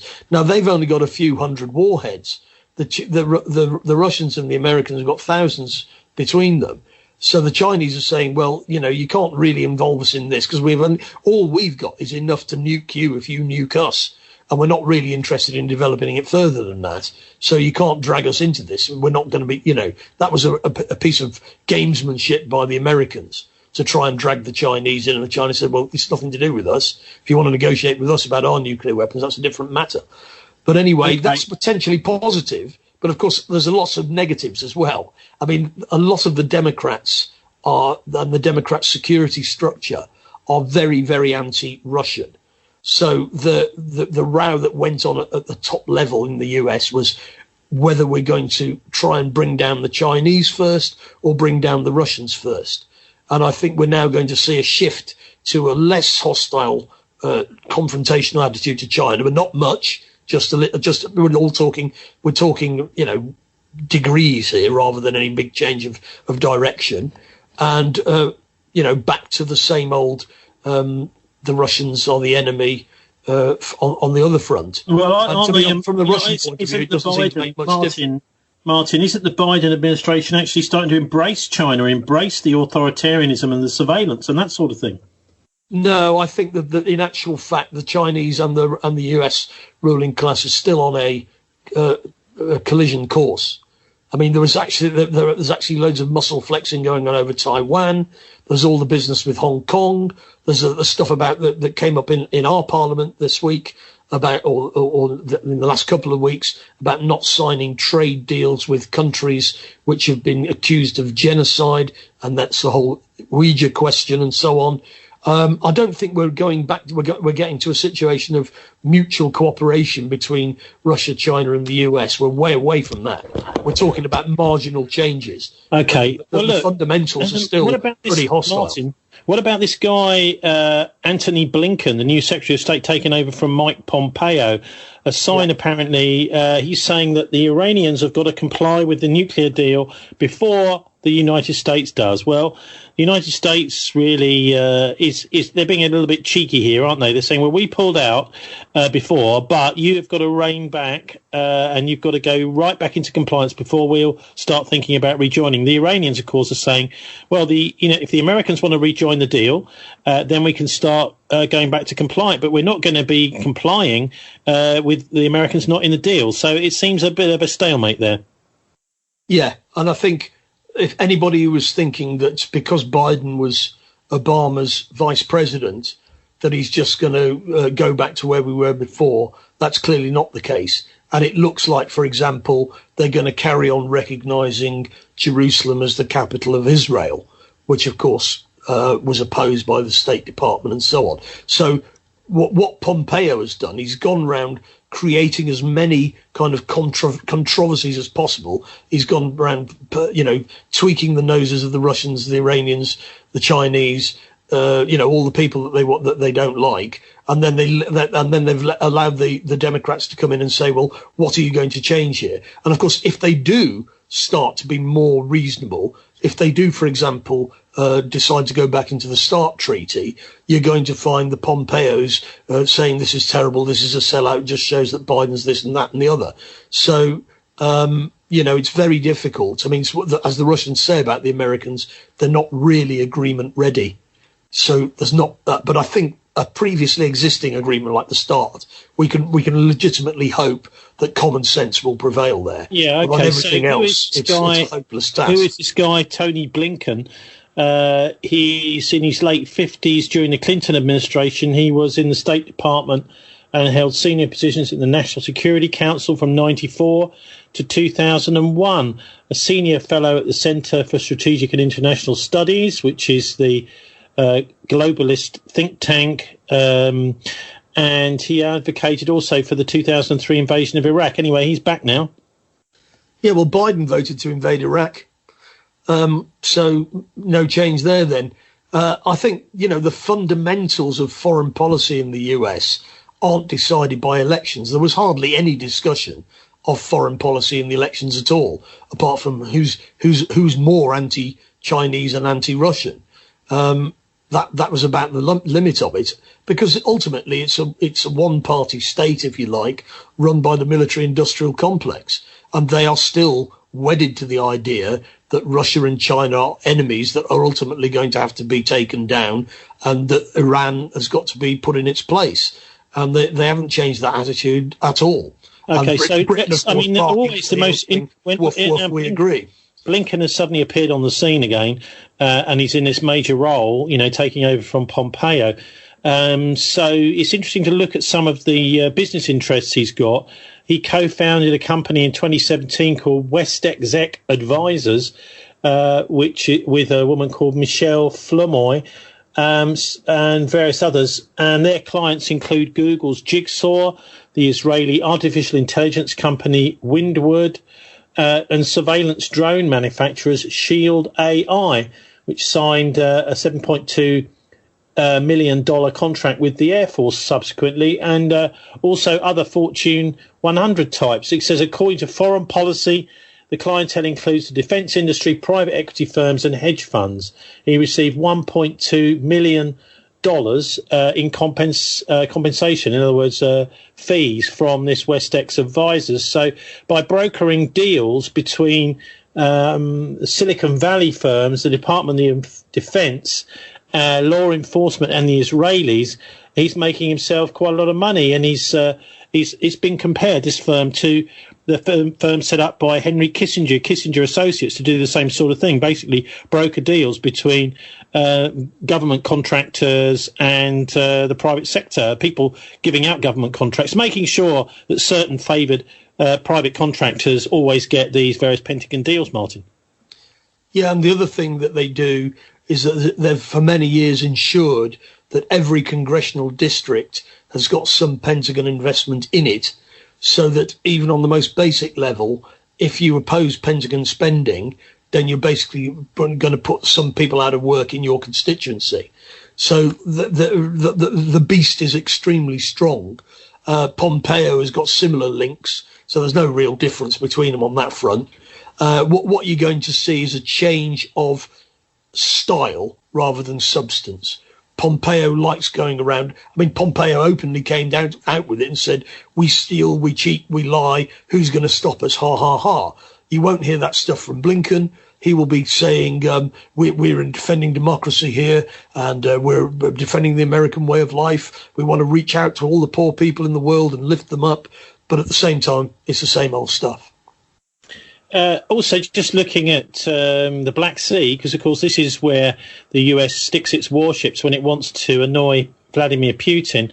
The US Navy has sent 3 warships into the Black Sea this week, and Russia has deployed its missile system. So the US Navy activity in the Black Sea declined in 2020. NATO says it's increasing this year, and it is under Blinken. So the US Navy has 3 warships now operating the Black Sea, a region where NATO is looking to increase its naval presence. The USS Porter, guided missile destroyer, entered on Thursday this week, yesterday that is, joining 2 US ships already there, the USS Donald Cook, another guided missile destroyer, and an oiler, USNS Laramie. They also transited into the Black Sea last Sunday. So Russia noticed the US warships operating near its coast and deployed a mobile coastal defence anti-ship system in Crimea. The Russian military said it was tracking the USS Donald Cook as it entered the Black Sea. So finally winds up the article on antiwar.com saying Russia hawks and NATO are hoping the US keeps up the military activity in the Black Sea this year. According to Stars and Stripes, the US Navy spent 82 days in the Black Sea, down to 19, up from 19 days, down to 19 days from the previous year. So obviously it's beginning to go up again, Martin. While the US and Russia have reached an agreement on extending New START, the vital nuclear treaty, the Biden administration is maintaining a hostile stance towards Moscow. So is this saber rattling in the Black Sea, or is it just pure coincidence that we've had these 2 ships go in this week? No, I think it's a fairly clear signal from Biden. Not so much to the Russians, it's more to the military-industrial complex, because as you know, the USS Donald Cook, which is a spy ship, had all of its electronics knocked out by the Russian EMP forces. Hang on, it's a guided missile destroyer, isn't it? So this is but if you remember, some years ago, it had all its electronics knocked out by the Russians. It's not so much of a spy ship as it's basically loaded up with loads and loads and God knows how many cruise missiles, which can be fired off at quite a blinding rate. As long as the electrics on the ship are functional. Yeah, to attack either ships or land targets. That's the guided missile destroyer. Yeah, but I mean, the Russians knocked out all of his electron. People can look this up online. They knocked out all it appeared both in the Black Sea and the Baltic. Both times the Russians just knocked out its electronics. Now, from a military point of view, if it came to a shooting war in the Black Sea, then those ships would all be sunk almost immediately. So the Russians aren't scared of these ships. As you can imagine, a bit like the Gulf itself and the South China Sea, these are all death traps if there is a shooting war. The people on the land with modern equipment will waste any ships that are that close to them. It's as simple as that. So what we're going through here is a kind of a grand old Duke of York scenario where they're marching their ships up to the top of the Black Sea and the Gulf and all the rest of it. But the modern, they're not going to win by doing anything like that. So that we can be confident of. The problem is it's deliberate coat trailing. It's deliberately trying to provoke the other side. And of course, if the other side were provoked and did respond, then they can do something. Okay, Martin, God knows where we'd end up. Just before we get away from Russia completely, we've had all these demonstrations in Moscow about Navalny. Now, the Saker is saying, this is the Saker, one word, .is. We've interviewed him on this show before, and he's a Florida-based, Russian-born, I think, former military advisor to the United Nations, and he's saying dress rehearsal of Color Revolution in Russia. The South Front anti-government protests under pretext of the detention of the notorious Russian opposition leader, ex-opposition leader. They call him that in the Western press. Anyway, Navalny took place in various cities across Russia. They were characterized by underwhelming attendance, claims of grandeur and awkward attempts at spreading violence. Protesters immediately endorsed by the Washington establishment. Martin, what do you make of Navalny and these protests? Well, I've been following this quite closely because when he was first arrested, I was interviewed on RT about what was happening. They haven't been in contact with me in recent weeks, but I have been following this closely. Navalny clearly is a provocateur.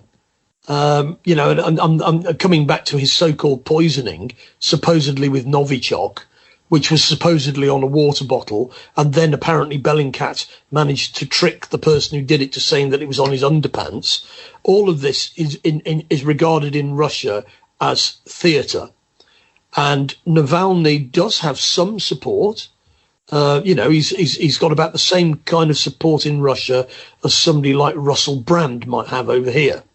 But he's never been elected to anything. And although the West are bigging him up as the big opposition Russell Brand is an opposition leader.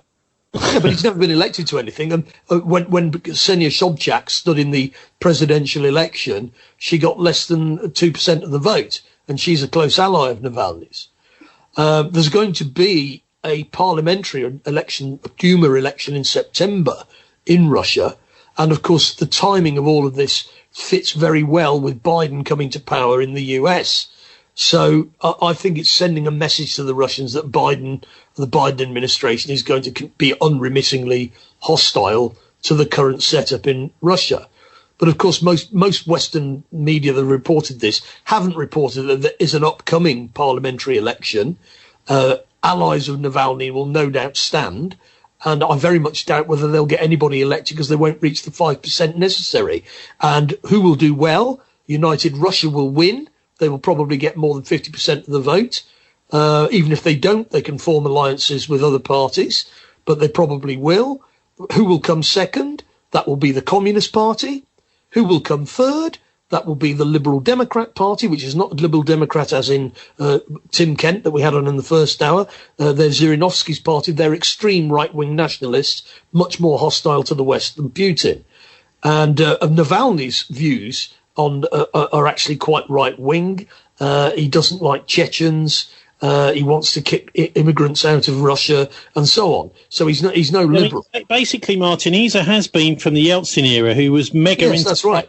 privatisation at the time, which was, of course, was that's one of the problems the West has got with people like Navalny in Russia. They're regarded as Yeltsinites, the kind of people that allowed the country to be completely ripped off. And of course, those people are despised by most Russians. Well, they are, yeah. But there's a younger generation on their Facebook feeds who see him as some kind of hero, a bit like Russell Brand or somebody similar. Yeah, he appeals to a younger generation that didn't live through the Yeltsin era, they don't really know what happened. Talking about the real stuff in Russia, anyway, rather than the Navalny and his fake demos, which are covered massively, of course, by the West, because that's what they want to see. They want to believe, they want us to believe that there's some sort of... Can I just say, it's also related to the Nord Stream 2 pipeline, which is just about to be completed, although now it may well be not completed, which would be a win for the war party in Washington. And, I'm pretty certain that the West has cooked this all up. So that the whole thing about him being poisoned with Novichok is it's just logically impossible. I mean, Novichok is a weapon of war that kills thousands of people with very small quantities. It's not the sort of stuff you smear on underpants, which then leads to a situation where nobody actually dies. And he's been arrested because he went back. He'd broken his bail for a previous conviction for embezzlement. And if he'd come back to Russia a week earlier, he would still have been within his bail conditions and he wouldn't have been arrestable. But he waited until his bail conditions had been exceeded and then came back so that he would be arrested. So that's the sort of, and if the Russians are wise, they will basically just let him go and ignore him. But of course, that's not always the way these things work. Well, because they can be flat-footed and just be silly about it. Surely this is just a pantomime being put out there for the benefit of the Western media, so that they can. Well, that's right. So the obvious thing for the Russians to do is let him go. I mean, if I was them, I'd let him stand in the election and lose, and then that would be the end of it. But of course, there's a tendency, because he is basically working with Western intelligence services, that's clear. The whole thing about finding the Novichok on the plastic bottle, that was the German military lab that came up with that. And you thought, how does a bottle with Novichok get taken to Germany without killing everybody touching the bottle? Don't ask these questions, because if you do, then you begin to realise that the whole thing's a fraud. Okay, Martin, can we just talk a little bit about the World Economic Forum, because Putin delivered a speech there. It's the virtual World Economic Forum. This is ramping up from a much bigger one. I think it's going to be in June or July later in the year, which is being dubbed the Great Reset, with Prince Charles and Klaus Schwab being the two main leaders at the moment, it seems, to be pushing this Great Reset. But anyway, the World Economic Forum, particularly since July last year, when it went into partnership with the United Nations, and the United Nations really strapped for cash. But Putin is saying, well, look, in a nutshell, his speech, he says that and I'll put a link up to that on our show page at thisweek.org.uk, a very good transcript, and actually you can watch it. I imagine there may even be some YouTube subtitles on there if you want to watch. But in a nutshell, what he's saying is this pandemic has caused all sorts of problems. Let's use it as an opportunity to normalise economic relations. And Klaus Schwab says, hear, hear. Yeah, but I mean, don't forget that Xi Jinping and Putin were, it's a virtual discussion this year at Davos, isn't it? Obviously, they're not in Davos. The mayor of Davos is a social democrat, and they were complaining that they hadn't got they're going to lose jobs as a result of it not coming. But they have been invited into this discussion at the World Economic Forum, and if they're going to be invited, and especially if all they've got to do is sit in front of a computer, then they're going to participate in it. And what you've got is everybody pretends that what we really want to do is everybody cooperate, solve the pandemic, end inequality, uplift everybody, and we're all going to pretend that that's what we're all after. But behind the scenes, we're still at daggers drawn. Everybody's secret services are still busily at work. people are still dying in Syria every day. It's a lot. It's a talking shop, basically. Don't mention Yemen. Well, indeed, don't mention Yemen, and of course countries which get carrying out genocide, like Saudi Arabia. Maybe we shouldn't do any trading with them. And there was a cross-party support in Britain for not signing trade deals with countries engaged in genocide. And of course, the Tories all meant China.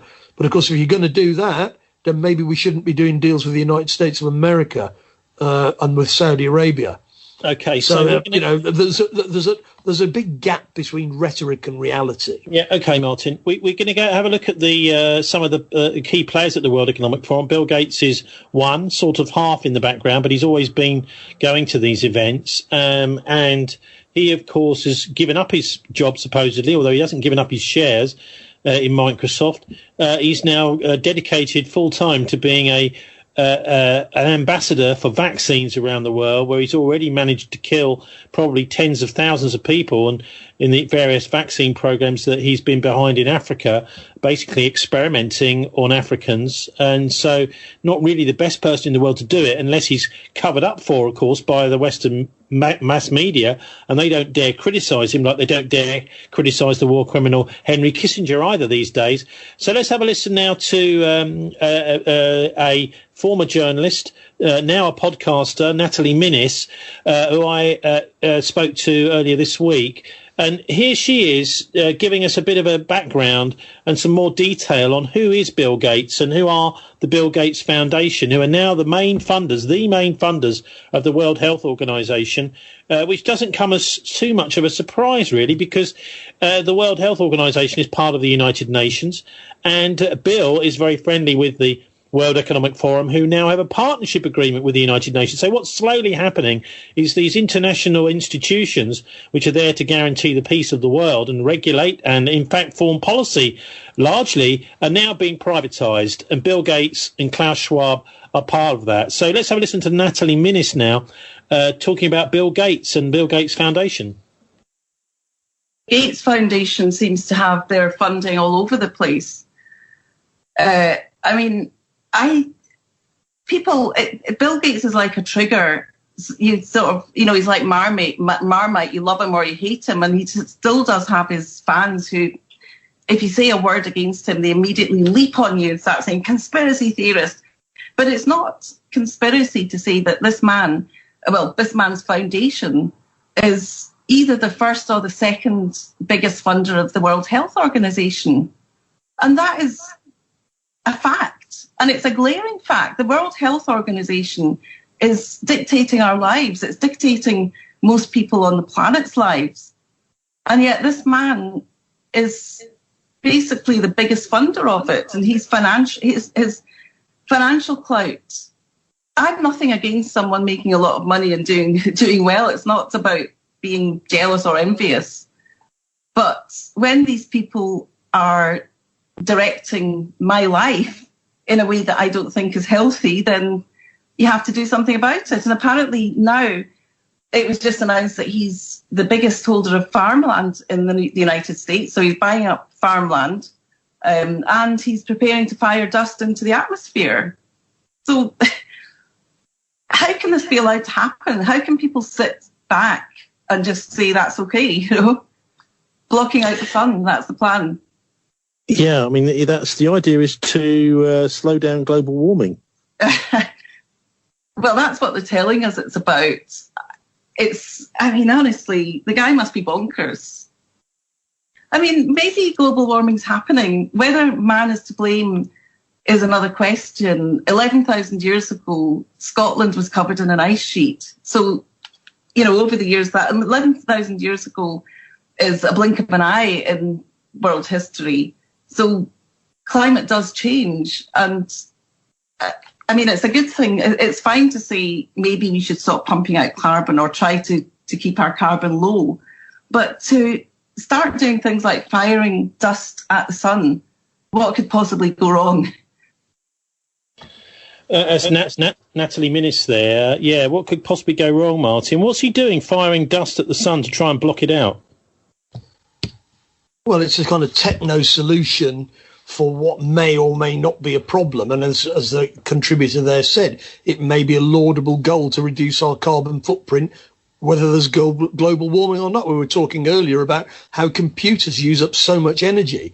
What we really need to do is create more energy efficiency, surely, and do the same amount of stuff without using the same amount of inputs. Yeah, but what about this whole business of buying up all this farmland? We did report, I think it was middle of last year, a great article by William Engdahl, where he's talking about, is Bill Gates trying to become a monopolizer of the world's food supply, taking a great interest in these big grain producers, financial interest that is, taking over farmland and basically turning it all into industrial agriculture. He just wants to be sitting there with his hands on the levers, pushing them backwards and forwards, and these tractors, probably automatic ones, directed by 5G rays or whatever, somehow basically trying. I mean, the idea of monopolising the food supply for many, many people over the years, of course, this has been a great, there's been a great power to starve a country out is a great political thing to have. But the idea that this sort of power could be in the hands of an individual is pretty frightening. Yeah, well, I mean, the US has been trying to dominate the world food system since the 1950s. And so it's not a new phenomenon. And of course, it's presented like the Green Revolution was presented in the 1960s, as the real problem is we've got hunger in the world. People are starving. And what we need to do is increase production so that we've got enough food to feed everybody. Now, as we speak, there is more than enough food to feed everybody.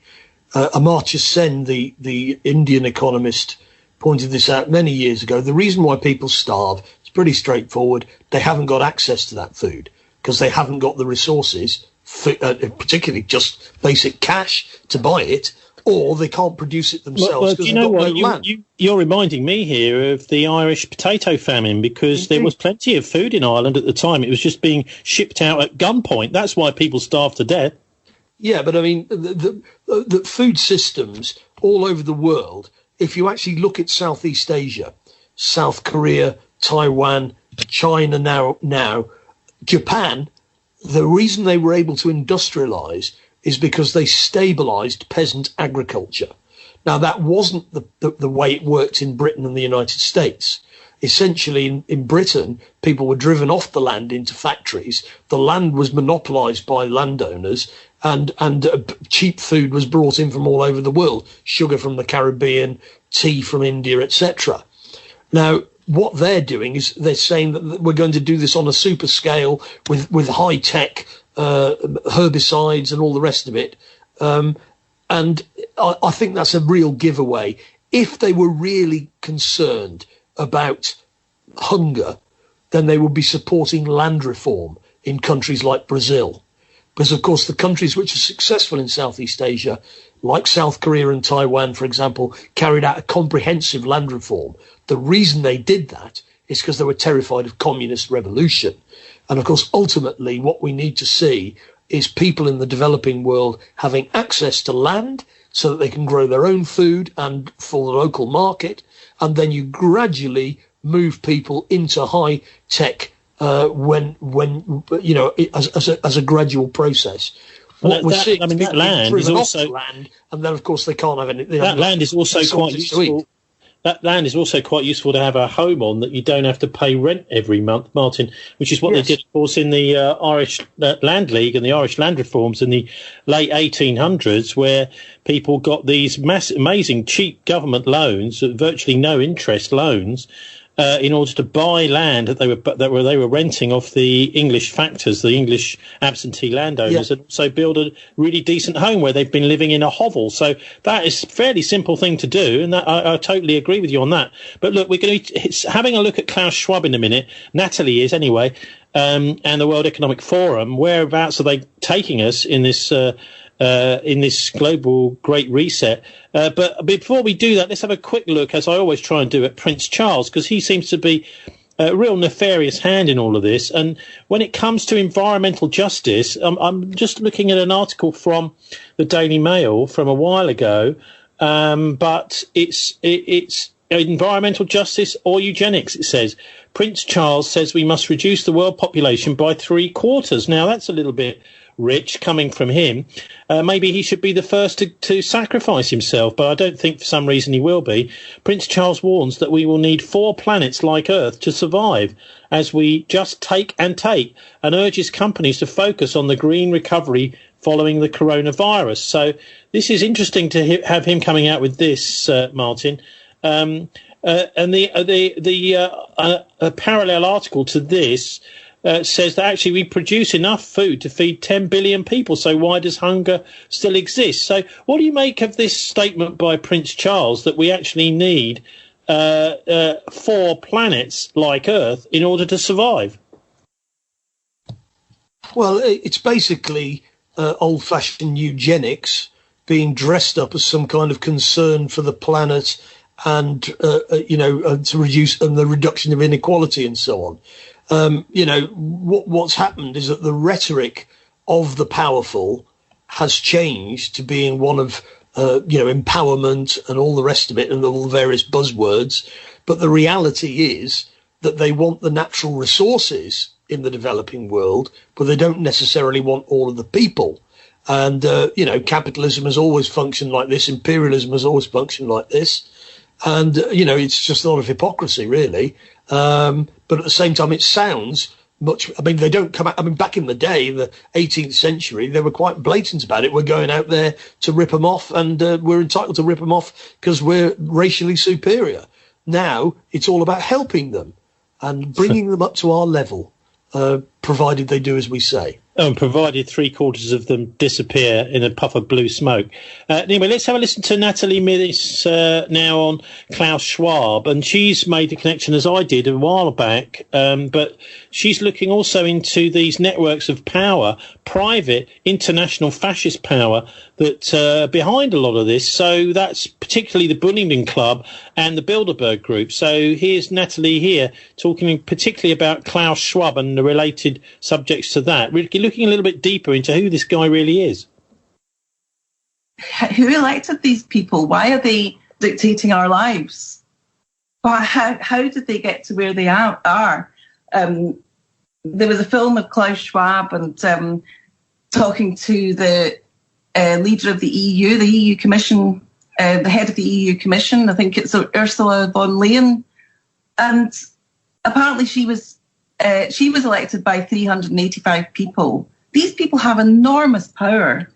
So Klaus Schwab, I think very few people had even heard of him until last autumn, and he suddenly was all over the place. He took centre stage. So I was curious as to who he was, and I looked him up on Wikipedia, and it said that he'd got a few degrees. He'd obviously done quite well academically. And then at the age of 33, he founded the European Management Forum, which eventually became the World Economic Forum. And it just presented it as, okay, he gets a few degrees, and then he creates this economic forum that dominates the world, that's preparing to take over world leadership. How does that happen? And I just thought something is missing here.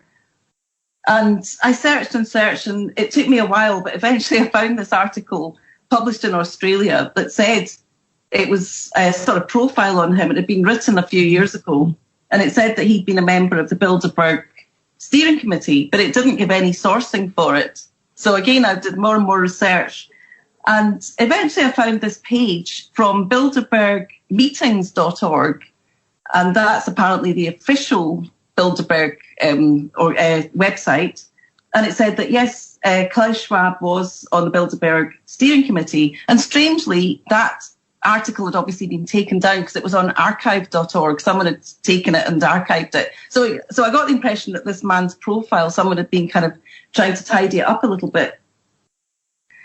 And I looked further, and eventually I found this really interesting academic paper published by the University of Freiburg by a man called Alexander Milosz-Zieleniecki. And it's called the Bilderberg Conferences as Transnational Informal Governance Network, which is quite a mouthful. But it's really interesting. And he basically was saying that he calls it a transnational power elite. It sounds as if there's a kind of undercurrent of gangsterism going on. So you've got this massive power elite, which is trying to lead the world. A very small elite, but it's got massive power. But they seem to be hand in hand with some very dodgy elements to me. And in fact, this academic paper that was published at the University of Freiburg is really interesting because it shows what a sort of narrow cultural kind of elite this is, very strongly Anglo-Saxon in character. And until recently, he says it was very male-dominated. And he said that the USA is followed by the UK as by far the most dominant participants in the Bilderberg group, then by France, with the Netherlands in sixth place. But the Netherlands obviously is significantly influential in the inner circle because of the Dutch royal family and Prince Bernhard. People often say that Boris Johnson looks as if he's like a puppet.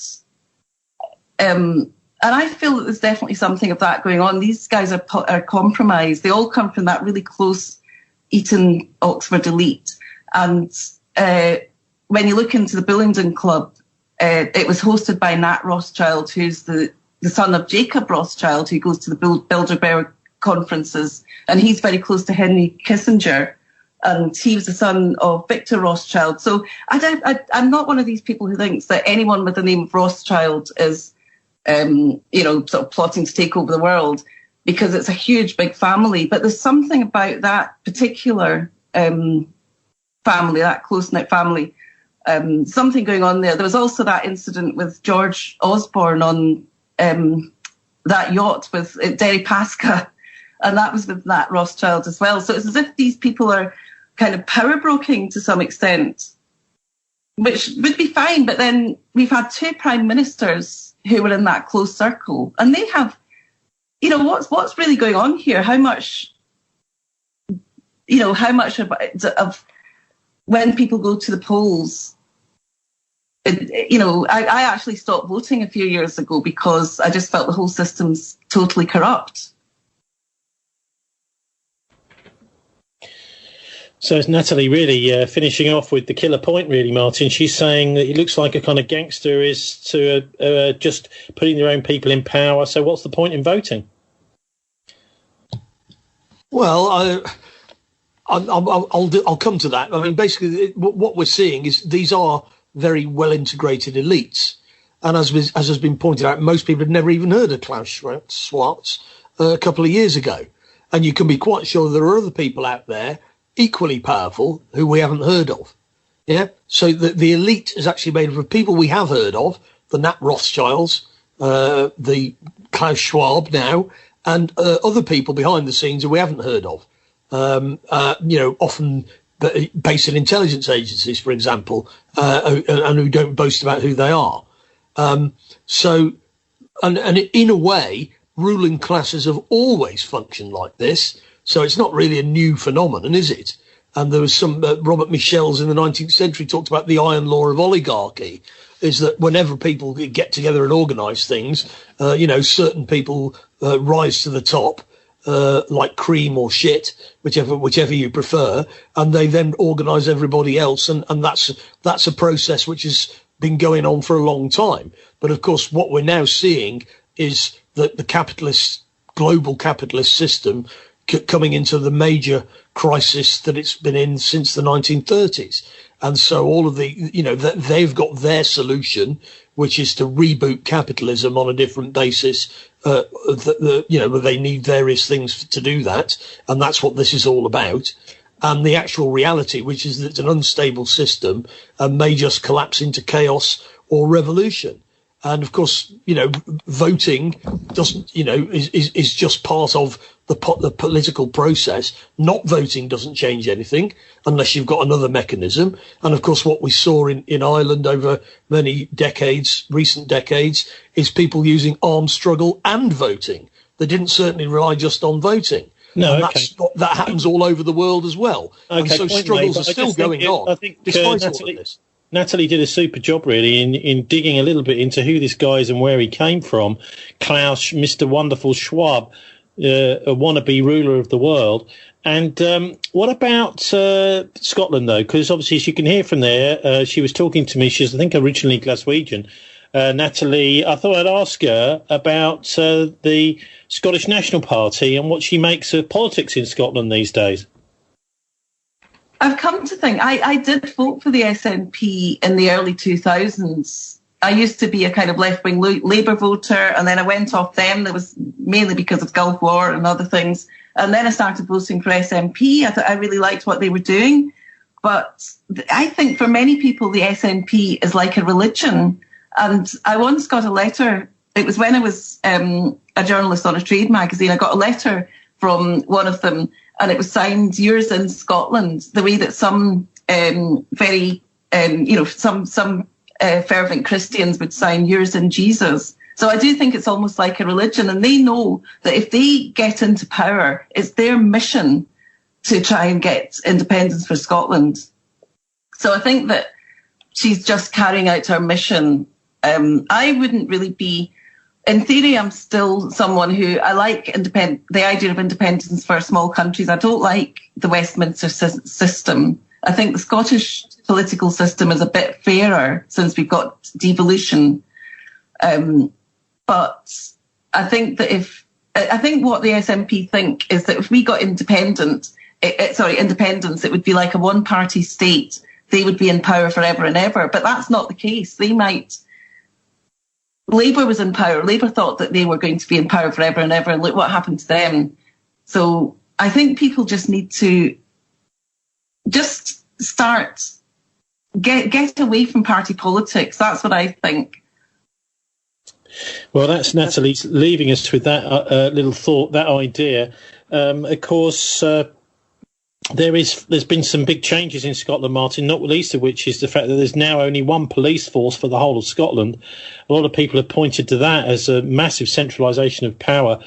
And we've seen ever since the Blair years this kind of regionalisation, and that's part of what the EU wanted to see, isn't it? The idea that, Britain has got to be broken up into these various regions, Scotland, Wales and England, and that we're now talked about as the three nations, or is it four nations with Northern Ireland, rather than Great Britain.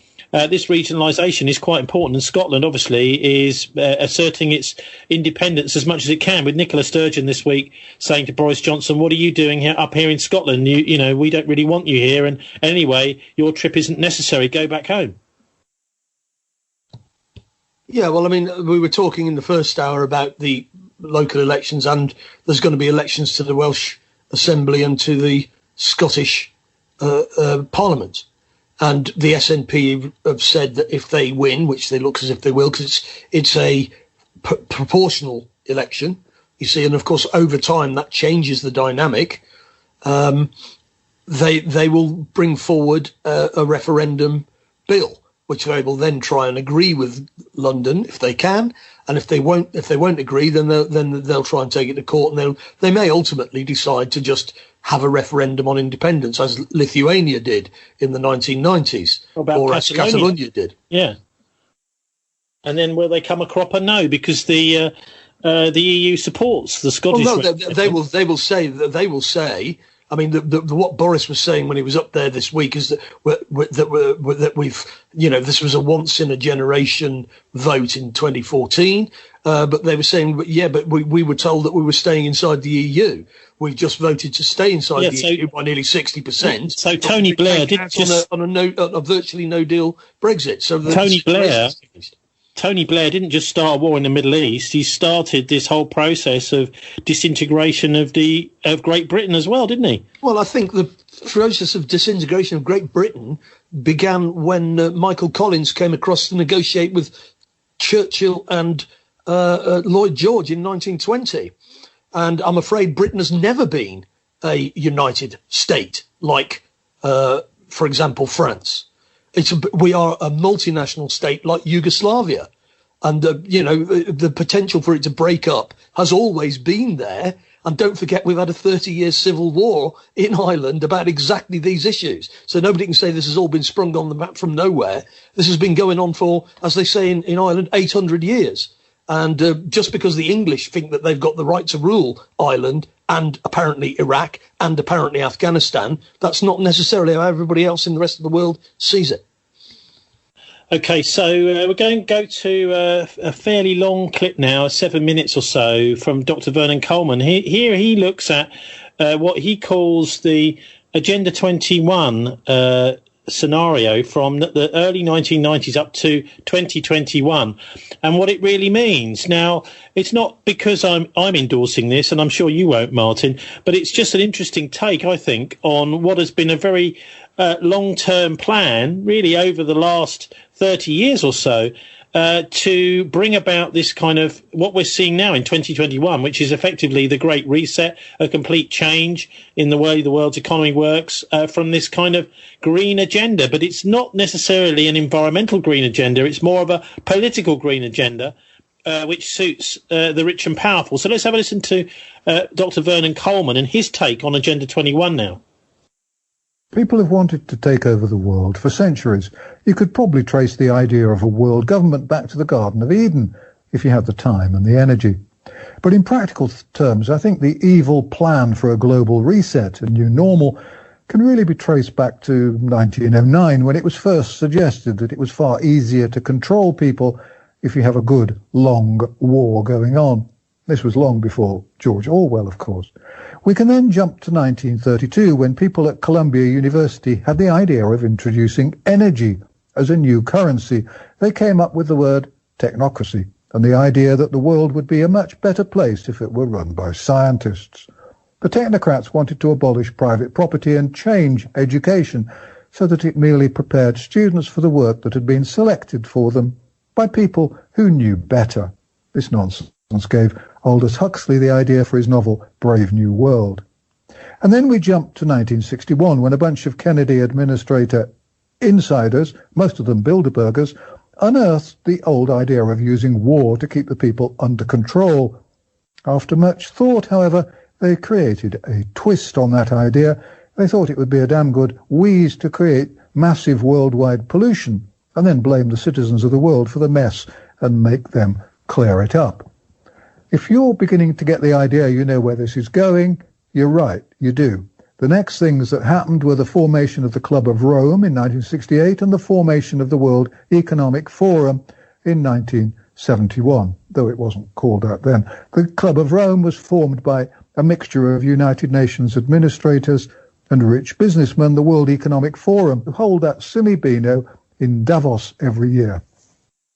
In 1976, there was another move towards what we now know as Agenda 21. The United Nations decided to take control of the world's land and to control the world's population.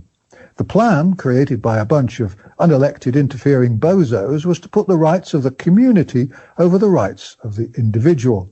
This used to be called communism, but they dreamt up the name communitarianism, which is as much fun to spell as it is to say.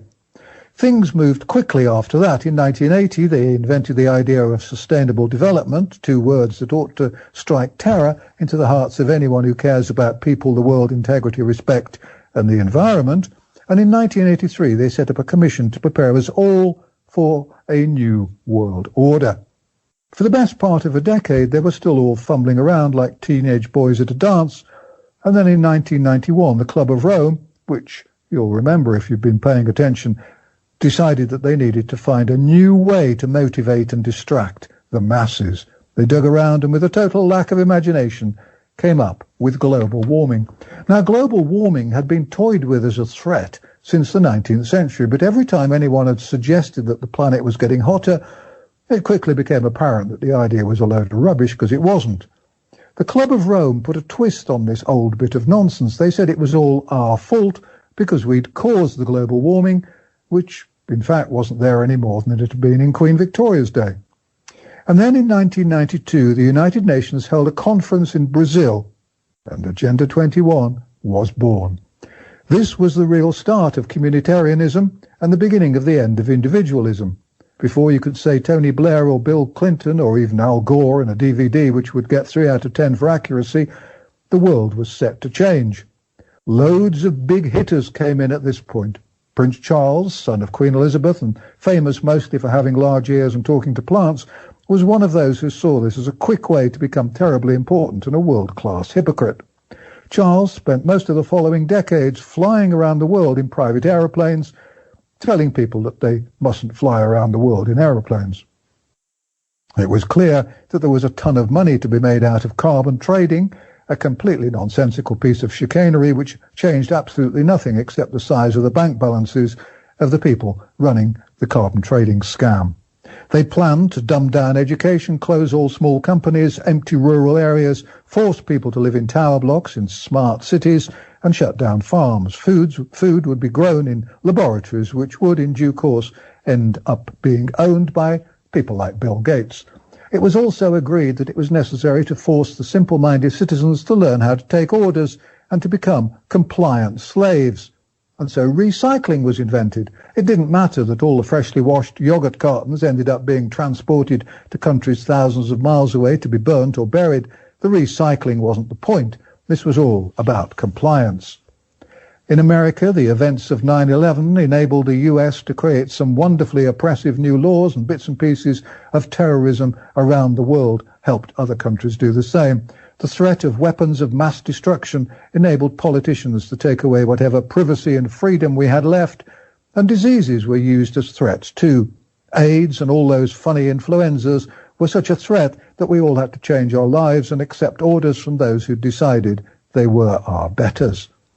Regionalization was brought in as a first step towards globalization, and lovely, well-built 19th century houses were knocked down because they didn't fit into 21st century building regulations. The big, well-built old houses were replaced with crappy apartment buildings and tacky little houses made out of cardboard, which did satisfy the building regulations. Cars were targeted as being bad for the environment, and we were all told that we had to stop using fossil fuels and start living on sunshine and wind. Since neither of these provided enough electricity to give everyone a lit light bulb, government started chopping down trees, chopping them up, calling the result biomass, and burning it.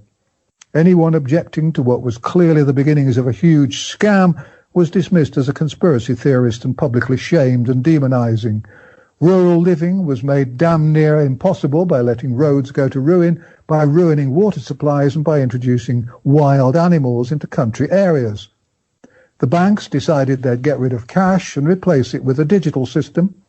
Billionaires worked out ways to change the temperature, control the weather, and force us to eat laboratory-made food. Psychologists were hired to brainwash us all. The police were pushed into demonizing themselves as well as us. ID cards and microchips were promoted as a really good thing, and there was much talk of the need to depopulate the world. And that all took us up to the start of 2020. But they still needed something else with which to control us. They needed something they could use to terrify us and force us to do as we were told. You can fill in the rest yourself. Thanks for watching An Old Man in a Chair, and thanks for all your support. Although it may feel like it at times, please remember that you're not alone. More and more people are waking up. If we're going to win this war, then we have to fight hard with passion and determination. Distrust the government, avoid mass media, and fight the lies. Thank you for watching An Old Man in a Chair. Okay, that's Dr. Vernon Coleman there, the old man in a chair. Martin, he's painting a picture of a conspiracy, particularly between 1992, the time of the Rio Earth Summit, as a kind of eco-fascist agenda, really. I mean, that's in a nutshell what he's saying there. I think I would, really seriously draw a line under what he says about global warming. I do think global warming definitely is going on, but he's saying he doesn't think it is. I think it's quite clear that there is global warming. The question, of course, for people like me, is to what extent is this a human influence, or what other influences might there be? What can we do anything about it? We had Natalie earlier on pointing out about Scotland 11,000 years ago being covered in ice, the whole of the country. So I mean, there's obviously an attempt to control the narrative by shutting people like Vernon Coleman out, and to make sure that there isn't any kind of real criticism of this Agenda 21 agenda, which seems to be moving the world towards a kind of corporate World Economic Forum privatised policy unit, which is actually doing one of the most powerful things which any kind of international organisation can do, and that is controlling the money system too. So anyway, what did you make of what you heard? Was it complete and utter poppycock, or do you think there's any truth to what he's saying? Well, I think what was missing for me from that is the discussion of the evolutions in the private financial markets, because from 1945 to 1973, we did have a degree of national sovereignty. In the United Kingdom, for example, you couldn't take money out of the country more than £1,000 without permission. And that wasn't just Britain, that was normal. And in actual fact, countries could, for example, invest in their own country without that money leaking out and the currency collapsing. And of course, what happened is that was all undermined, and that wasn't mentioned in anything he's talking about.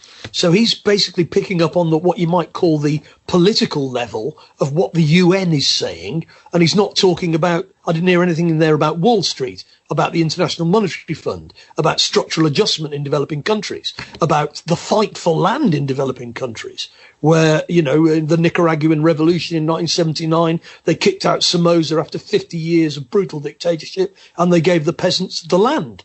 But of course, he wants to see this technocratic elite, and there is a technocratic elite which is using a green rhetoric in order to try and consolidate its power. I totally agree with that, but underlying all of that is the old rapacious capitalism of the 19th century still being repeated in the 21st century, except with 21st century weapons. Yeah, I mean, the real danger isn't Prince Charles preaching hypocritically about greenery. It's the fact that, in actual fact, the financial system is shot to pieces. We're probably going to have a war which will go nuclear, and then we really won't be worrying too much about global warming anymore.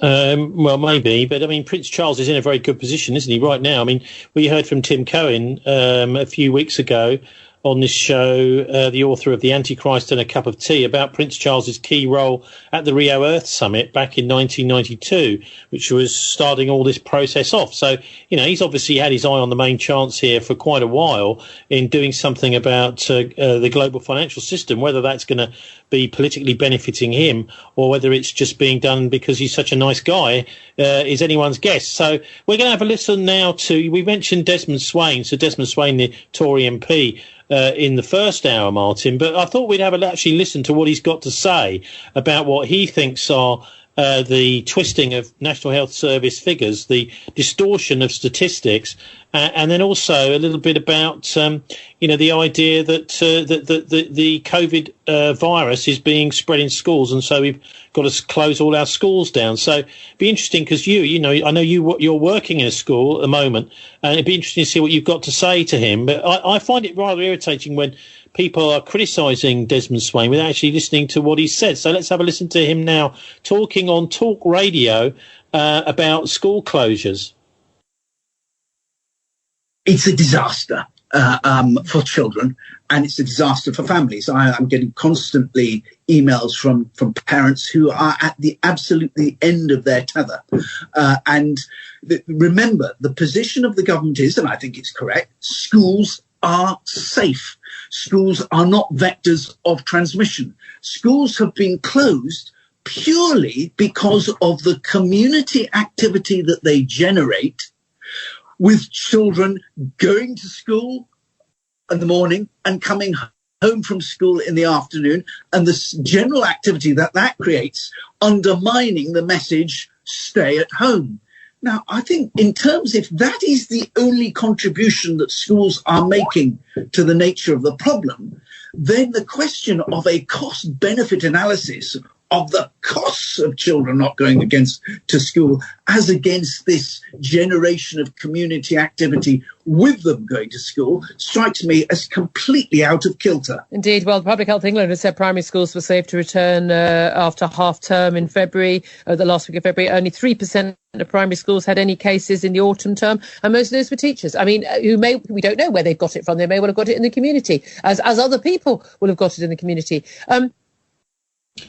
Yeah, so that's Desmond Swain, Martin. What do you make of it? Has he got a bit of a cavalier attitude? I mean, you've got Julia Hartley-Brewer there on Talk Radio pointing out that almost all the cases of the 3% that they were in schools were teaching staff. I mean, the kids seem to be being forced to suffer here because although it's only the adults that are really spreading or catching the virus. Well, the best place to be, of course, is in New Zealand, where the schools are functioning, and that means that you've got to get the policies right in the first place, as we were saying earlier. Yeah, Martin. Whenever you talk about New Zealand, I think we've got to remind listeners that the New Zealanders had what you might call a 3-month head start on us when it comes to. That's all right, but in China, everybody's in school, Tony. The schools are all open in China. They're all open in Taiwan. They're all open in Vietnam. The reason why we're having school closures is because we didn't get control of the virus the first, the second, or the third time. Now, that's why we're doing it. And, of course, the government was saying that schools were safe on the Monday at the beginning of term, and then on the Monday evening, they said that they weren't safe and everybody should go home. So what do we have to do to get control of the virus, then? Because it seems to me a virus is something you can't necessarily control. Well, the countries which are the alternative stage, which never gets mentioned on here, they're the alternative stage that have been set up to criticise mainstream stage. They're saying that you've got to go for zero transmission as your policy, not just containing the virus, zero transmission. And in actual fact, the countries which have gone for zero transmission have ended up with zero transmission, and their schools are all functioning. You're talking about. I think that we're in a bad position, Martin, as the Irish say. I wouldn't start from here.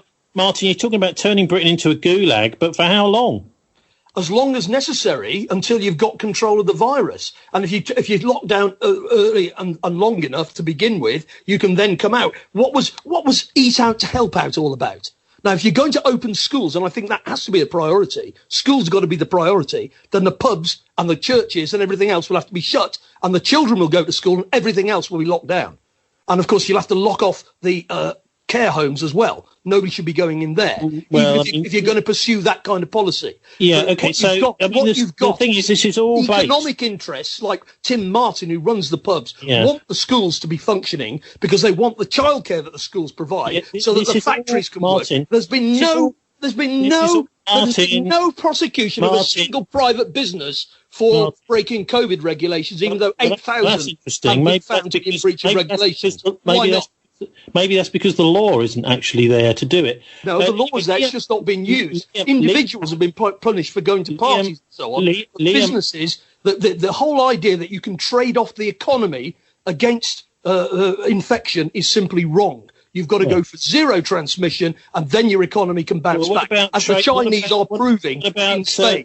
What about trading off civil liberties for a load of duff statistics? But anyway, civil liberties. Your right to throw your fist stops where my chin begins, as John Stuart Mill famously pointed out. That's not what we're talking about. I'm not going to be infected by you because you don't obey the rules. We're not talking about the right to, isn't it?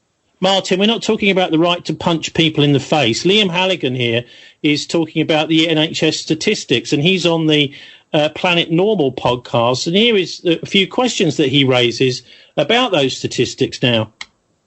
I'm now looking at the Public Health England all-cause mortality surveillance bulletin, because that's the kind of guy I am. The week 53 report up to week 52 data, and it says, and I quote, in week 52, 2020, there was no statistically significant excess all-cause mortality by week of death in either England or Wales. That is compared to the same week in 2019. And if you look at the graph that accompanies this bulletin, you do see a sharp peak in deaths in April. Of course, COVID is bad. It stripped out a lot of more vulnerable members of our population before their time in many cases, tragically, and we're right to respond to that. We did a lockdown and that was the right thing. But if you look at this winter spike in deaths now, it's roughly the same as 2018 and 2019, and it's lower than 2016 and 2017. And that is what the official data shows. Again, a rider, because we're responsible people. This data should be interpreted with caution, Public Health England says, of this very latest data, due to delays in reporting over the Christmas period. So we will see. But on the current evidence, death rates this winter are similar to 2018 and 2019. That is what the data shows. Have you heard that on the television news? No. Well, your answer, of course, is because it's the wrong story. They don't like anything that doesn't increase the fear. Martin, one of the reasons we may have no extra actual mortality might simply be because people are being wrongly ascribed to have died of COVID-19 when they haven't actually died of COVID-19 at all. We know the PCR tests deliver between 5 and 10% false positives. And even the World Health Organization, as we mentioned last week, are saying you shouldn't be using this PCR test. And if someone tests positive on the PCR with no symptoms, that's no good. You have to test them again on a more detailed test for them to actually be positive. And yet that's what we're doing right across the country.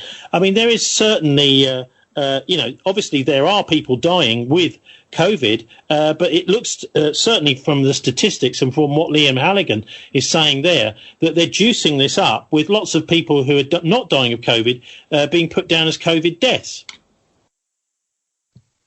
Well, one of the things they discovered in Australia, and of course they've had a relatively good COVID war as well, is because of the lockdowns, people didn't get the usual flus they got. So they didn't die of the flu that they were going to die of, they might have died of otherwise. I'm not going to get, I've been reading lots about the statistics, but I haven't got it up in front of me on the computer, Tony, and I'm not really prepared to go into an argument about it. I'm willing to accept the general view that there is, and that's what you're hearing from the front line in hospitals, that lots of people are dying rather horribly of COVID because, of course, you basically can't breathe and you gradually drown in your own mucus in your lungs. So it's not just like having a heart attack. I think if you're going to push the line that the stats are all wrong, you can try and push it, but there's an awful lot of pushback going to come on that from lots of people who are saying, no, we don't agree with that.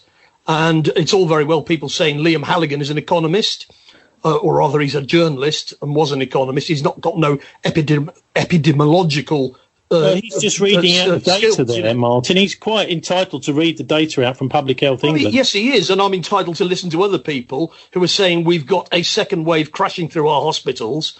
And I'm also very convinced by the economic arguments for going for zero transmission. Are you convinced, though, by this argument that says that every January since 2012, our intensive care units in our hospitals have been in crisis? For example, in Gloucestershire, where and of course they've shut the accident and emergency at Weston. They've shut the accident and emergency at Cheltenham Hospital too. So the accident and emergencies and the hospitals generally are even more under pressure than they would have been normally in January 2020, 2019, or the rest of them, all the way back to when the Conservatives came into power and started to destroy the NHS under Andrew Lansley. Well, I certainly do accept that when the NHS was run not with the trust system and the internal market, that you build in lots of redundancy into the system. So you've got lots of empty beds just in case something like a pandemic comes along. And of course, once the bean counters got in charge of it, they tried to run it like a factory so that you try and make sure you've just got exactly the number of beds you need and no more. And then, of course, something comes along and you can't cope with it because you're not prepared to cope with it. So that's all legitimate. But I think the other thing we've done, of course, is we've closed over the last 30, 40, even 50 years, closed all the isolation hospitals that were out there. There were scores of them across the country, which would have been perfect places to put people who tested positive. We wouldn't have needed the Nightingale hospitals, which we didn't have the staff for anyway. There are many, many people who simply will not go and work in hospitals because they're afraid of catching COVID-19, who are qualified to do so. There's also a whole tranche of staff who are being told to self-isolate at home because they've had a positive test, even though they don't have any symptoms. So it's the perfect storm. Anyway, let's have a listen now to Sir Desmond Swayne himself speaking to Sky, talking about why he's been questioning some of these NHS statistics. So here's Sir Desmond Swayne on the NHS statistics on Sky now. All these statistics can be presented in a number of ways. And seen in the round, the reality is that we've had 4 years in the last 5 that make up the 5-year average of relatively benign performance, certainly with flu being suppressed. and therefore being within 15% of the 5-year average is not untypical if you look over the last decade or so. You will see that years pop up and down to very significant extents. Well, I suppose all he's saying there, Martin, is that the years go up and down, and it just happens to have gone up in 2020, which doesn't seem to be a very good argument to me. But anyway, let's have a listen now to, there's a discussion about this all on Talk Radio yesterday evening on the James Whale programme, and I just think it'd be quite interesting to hear what was said about that, what he's been saying, because a chap called Joe Mulhall called in, and he's from a group called Hope Not Hate. I don't know if you can tell us anything about that group, Martin. They see themselves as anti-fascists, and that they're going to call out people who are, racists of one kind and another, and they get funding from the usual liberal sources, and that's how they see themselves. Yeah, but I mean they've also been very active, haven't they, in the Labour Party, calling out anti-Semitism. Yep. So in other words, one has to take some of what they say with a pinch of salt. Because a lot of accusations of anti-Semitism are really accusations against people who are hostile to the fascist policies, to put no finer point on it, of the State of Israel. All right, well, let's have a listen now to, that's certainly my take on this chap, Joe Mulhall. I'm not sure how the founders of Hope Not Hate would take this sort of intervention, but here he is talking to James Whale on Talk Radio last night, and a guy called Ash, who co-hosts the programme with him, about Desmond Swayne, but also criticising the Richie Allen show, which I love and listen to quite a lot. Richie is a professional journalist that used to work on Talk Radio Europe down in Marbella, and found himself out on his ear after that. But he's up in Manchester right now, and he does a pretty much daily programme. I think it's just on a Saturday. He doesn't do any programme on the weekend. And he even does a Friday afternoon show, which I think is well worth listening to. He has some fantastic guests of all sides. In fact, he had Edwina Curry on there the other day. I think it was on Tuesday, and he was discussing masks with her, and she just hung up on him. She'd had enough. But he has all sides on, and Richie is definitely a professional. And here is this chap called Joe Mulhall from Hope Not Hate, doing what is an appalling hatchet job, smearing Richie Allen. And it's interesting, if you have a listen, that he doesn't actually accuse Desmond Swayne of being anti-Semitic, because Desmond Swayne has got the Conservative Party behind him. He's also got plenty of money, and he would sue Joe Mulhall, and he would sue Hope Not Hate for that. What he does is he picks on Richie Allen, the journalist, because he knows that Richie hasn't got much money and he couldn't take him to court and he couldn't sue him. So a bit of a sneaky move here. But anyway, have a listen to this now. James Whale and Ash on Talk Radio last night, and the guest is Joe Mulhall from Hope Not Hate, who phones in. Sir Desmond Swayne. Yeah, he's not had a great few days, has he? Well, he doesn't deserve to.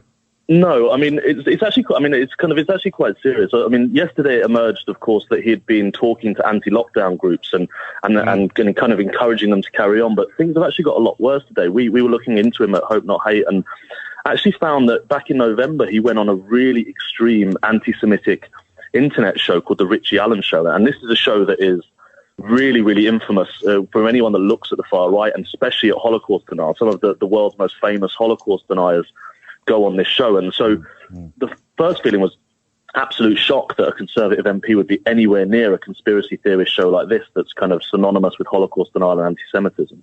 I mean, I presume, I've not heard of it, but I presume then that's something in America. No, actually, Richie Allen's based in the UK. Is he? So, have you heard of him, Ash? I've heard of him, yeah. I haven't even heard of him. Yeah. He's got a radio show, and it's based in the North. He's kind of the protege of David Icke, you may have heard of. Well, yeah. Hang on.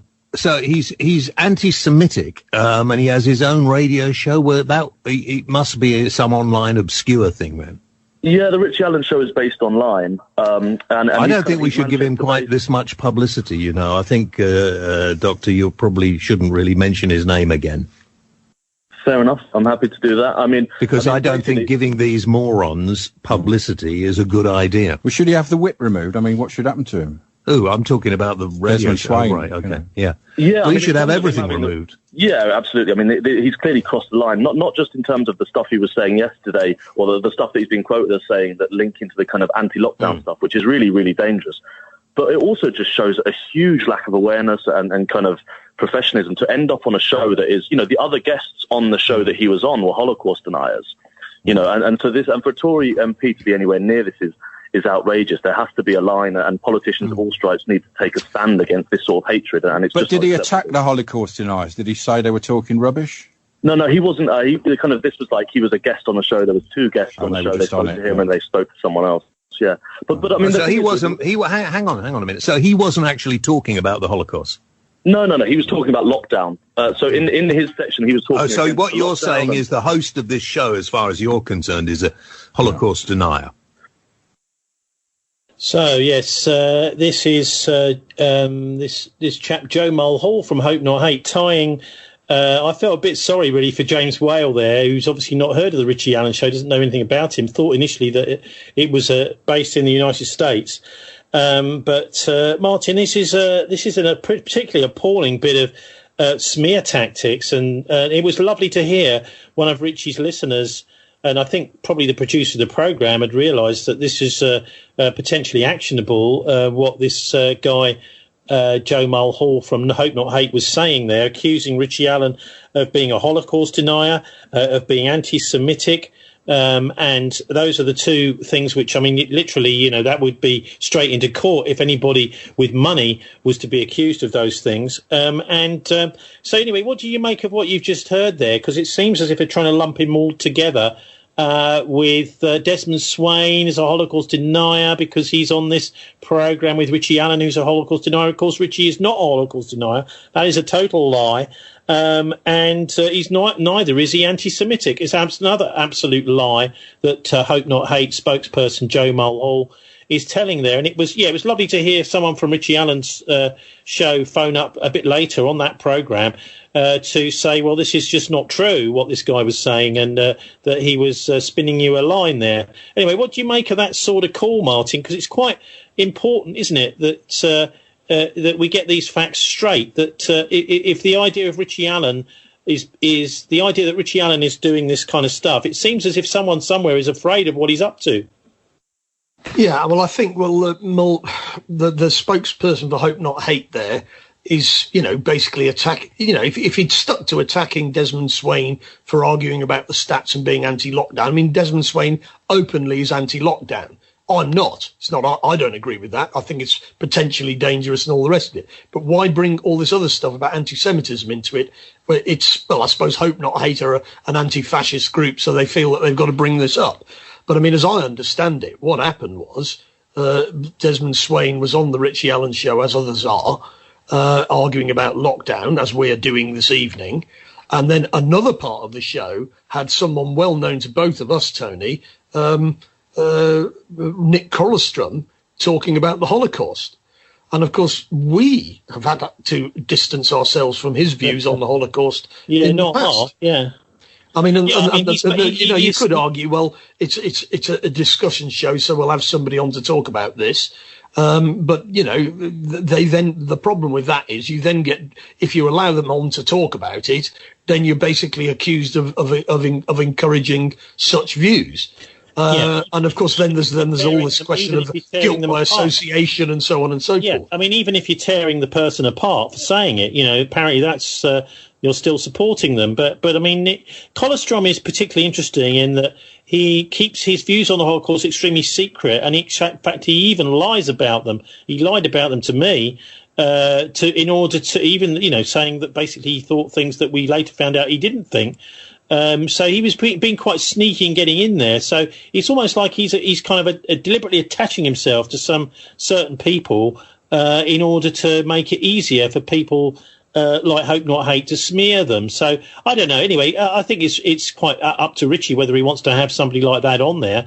But I'm sure he doesn't just go along with everything he says. Absolutely not. He's not like that. He's a very good journalist. Anyway, let's just go on also to look finally at Desmond Swain, at the Stop Hinckley, because I also spoke this week, getting away from speaking about this whole business of Richie Allen and Holocaust Denied. By the way, you can find Richie Allen on almost every early evening, at richieallen.co.uk, and it's well worth a listen. I would certainly thoroughly recommend it, and I have no bones about doing that. And I wonder, because the talk radio people, one of the guys is saying, oh yes, I've heard about this guy, I don't know very much about him. Actually, Richie is becoming almost unmissable, because of what he does is what actually good journalists used to do, which is talk to all sides and do a thoroughly good job in absolutely unravelling everything to do with whatever is going on in the world today, particularly at the moment with the pandemic and the lockdown. A whole variety of guests of all different stripes listening, and you won't hear that kind of thing, I'm afraid, anymore on the so-called professional broadcasters. But anyway, we'll wind up this evening by having a listen to a chap called Roy Pumphrey, Martin, who is he's part of Stop Hinckley, and I think this is quite nice to bring things back home a little bit, because there's this enormous, great big project going on down near Bridgewater, near us, just down in Somerset, which is to build this massive nuclear power station, which is going to produce electricity at an incredibly enormous price, far, far greater than the market would ever allow.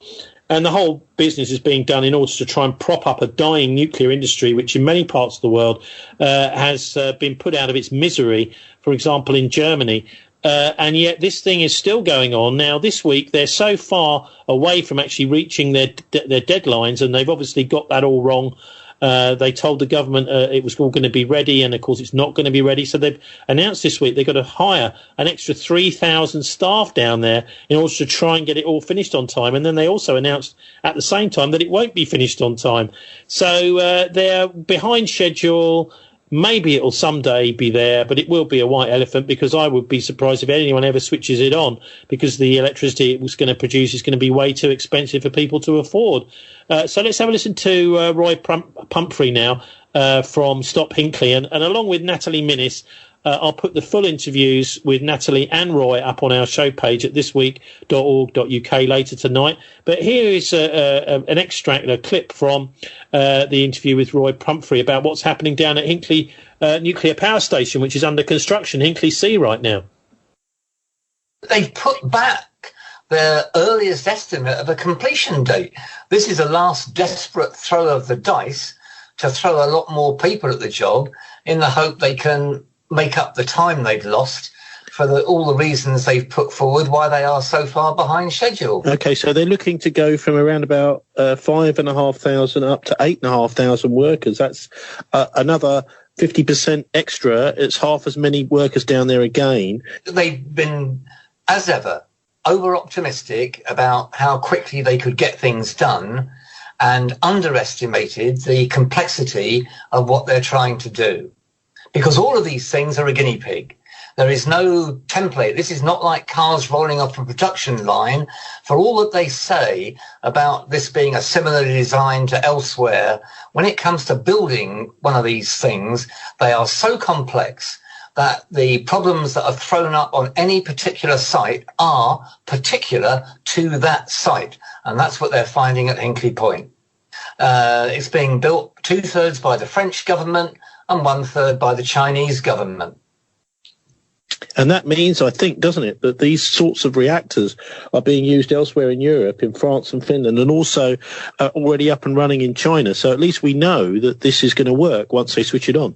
Well, no, we don't. Because whilst the ones in China are supposed to work, there's very little external observation about what goes on in China. What we know for a fact is that they haven't been able to get it to work in Finland or France.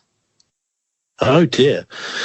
Well, look, hang on. But they have got it working in China. I suppose they would say that, well, this is, confidential. China is, authoritarian state, and we're not going to let you just come and wander around our reactors and see if it's going okay. Well, that's what they are. They have got Chinese workers here at the moment, and one can only anticipate they will have to get some more in if they're the people that have been able to get one to work. They're slowly putting the rings but by which they construct the pressure vessel. They're starting to stack those up, but they're still 6 years away from getting anything complete. And even when it's built, they've still got to make it work.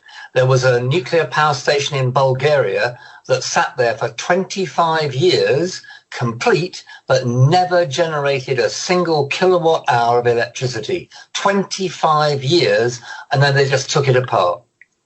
The government's get out over Hinkley is to say that whenever EDF announce cost overruns and delays, that's not a problem for us because we're not funding the build.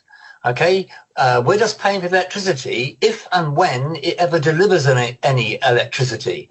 So to that extent, why should we worry about EDF's problems with building it? Because it's no skin off our nose. But all that time, the cost of electricity is increasing with the index linkage that's attached to the generous price that was set. Well, where are we now? 6 or 7 years ago. And inflation can only go on adding to that. Sizewell C is a different matter because the government realised it had been stitched up over the price of electricity deal for Hinkley C. So it was determined not to fall into that elephant trap again. So it's looked at something called regulated asset base, which is all about it's used for things like giant new sewer systems and things like that. Fairly straightforward bits of infrastructure where you pay a small amount extra on your sewage bill, and before long they construct the thing and that surcharge is gone because it's built, it's up and running, and it's usually beneficial to have got something new, improved and working. But nuclear power isn't like that, because all nuclear power does is run for a while, and then when it's finished, you've got the problem of what to do with the radioactive waste. And that's another aspect that still isn't sorted, because the radioactive waste from Hinkley C, if we ever get that far, and from Sizewell, which is an even more remote possibility, is much more radioactive than what we've had to deal with up till now. It will have to sit on the site for 60 years before it can be moved anywhere. And then the big question is, where will it all go? Because no one knows. We were told we would have some plan for a storage site for nuclear waste before any new power stations were built. Well, the government broke that. That was a promise made 10 years ago, and that promise has simply been broken. What about Hinkley A and B? What kind of power stations are they? Are they still operating? And are they going to have to go into mothballs? Hinkley A is been closed down for, we must be looking at 20 years. So the cost of decommissioning that one, we've had to bear that. How much are we talking about? £3 billion a year goes to paying for decommissioning defunct nuclear facilities, many of which are power stations. And Hinkley B is tottering on its very last legs before it gets closed down either this year or next. It's off at the moment, and it may never restart because it's got problems with the graphite blocks, which are part of it. There are blocks of graphite which are part of the safety mechanism. They need that if they need to close it down rapidly, and that's now cracking. So they're having to close. It's way past its sell-by date anyway, but it will definitely close next year, if not this year. And then all we'll have to do is pay for the decommissioning. That is Roy Pumphrey, or was Roy Pumphrey from Stop Hinkley. Martin, this whole thing, I just cannot get away from the idea that it does look like a white elephant to me. If it's going to make electricity which is so expensive that people won't be able to afford it. And also, we heard, didn't we, from Dr. Chris Busby about 6 or 8 months ago, his thoughts on it are, well, this is just a scheme to pump the governments and investors for loads of money, and then once at some point the contractors are all going to pull out and collapse their companies and run off with the loot. Yeah, well, I mean, I think that was a fairly good summary of the situation that we heard there. I understood that what that made it viable, A, is that you basically leave the waste is going to be dealt with by the public sector. We're going to deal with the waste. Not that anybody knows what to do with the waste. And of course, once you factor that in, it really becomes uneconomic. And the only reason it's gone ahead in the first place is because they guaranteed a price on the electricity, which may be way above the market price of electricity when it comes on stream. But of course, it may never come on stream for all the reasons that have been suggested. So, yeah, total waste of money. Anyway, I said that was the final item. I thought maybe we'll finish with something which is a reminder of the mayhem last March as the various governments in the Western world were trying to struggle with all of this. And one of the clips I came across, which was the press conference with Trump, Pompeo and the US Fauci and the US Coronavirus Task Force, they called it, back on the 20th of March 2020. Where Pompeo talks about it as a live exercise. And I kind of had to run this past myself twice. Is this really what he's saying, that it is a live exercise? Because you and I know, Martin, don't we, that, for example, the 9/11 attacks, the 7/7 attacks, that these things had been being exercised at the same time. There were exercises running in parallel. And by talking about it as a live exercise, what Pompeo is hinting at here is that there was some kind of exercise running at the same time. And we know, don't we, that there was the Event 201 event just going on just before all this happened. So is it possible that that there was some sort of parallel exercise going on when the COVID outbreak began? Well, I think the $64,000 question is this an accidental outbreak, or has it been planned in advance? And of course, if it's been planned in advance and it is a biological weapon, which I suspect it may be, then of course you've got to have lockdowns, which of course the Chinese intelligence services have worked out and carried through. So let's have a listen now to Mike Pompeo, who then was US Secretary of State under Trump on the 20th of March 2020. So we're talking about 10 months or so ago, right as this coronavirus thing was just hitting everybody, and the US was deciding to lock things down. Britain was too, where he talks about the whole thing being a live exercise. So what I've done is I've made sure that there's all the context of why he might say that, rather than just him saying it's a live exercise. And you can hear Donald Trump maybe in the background saying they should have told us, which is talking about China having not really spread the information as they should have done around the rest of the world, which is perfectly true, as we've seen that the Chinese did try and keep a lid on this whole thing, as authoritarian regimes often do, where journalists, having met Chinese journalists themselves, I wouldn't call them journalists at all. And it seems that most of our mainstream journalists in the West are going the same way. They just say what they're told to say. They don't ask questions, that sort of thing. So let's have a listen now to Mike Pompeo on the 20th of March 2020 as part of his press conference at the Coronavirus Task Force in Washington, saying this is a live exercise. Secretary Pompeo, NewsHour learned that the CDC picked up that there was some sort of virus happening in Wuhan, the coronavirus happening in Wuhan as early as December. When did the CDC start letting other agencies know that there was something in China happening, that this coronavirus was happening? And then when did the whole government approach start to happen? So I'll let the CDC or Dr. Fauci, want to talk to that? Secretary Azar, please. Yeah. Yeah, so we were alerted by some discussions that Dr. Redfield, the director of the CDC, had with Chinese colleagues on January 3rd. It's since been known that there may have been cases in December, not that we were alerted in December. And then, Mr. President, the other question I have for you. Excuse me, we'll do it in a second. Mike, yes. May I just say one more thing? There's been some discussion about China and what they knew and when they knew it, and I've been very critical. We need to know immediately. The world is entitled to know. The Chinese government was the first to know of this risk to the world, and that puts a special obligation to make sure that the data gets to our scientists, our professionals. This is not about retribution. This matters going forward. We're in a live exercise here to get this right. We need to make sure that even today, the data sets that are available to every country, including data sets that are available to the Chinese Communist Party are made available to the whole world. It's an imperative to keep people safe.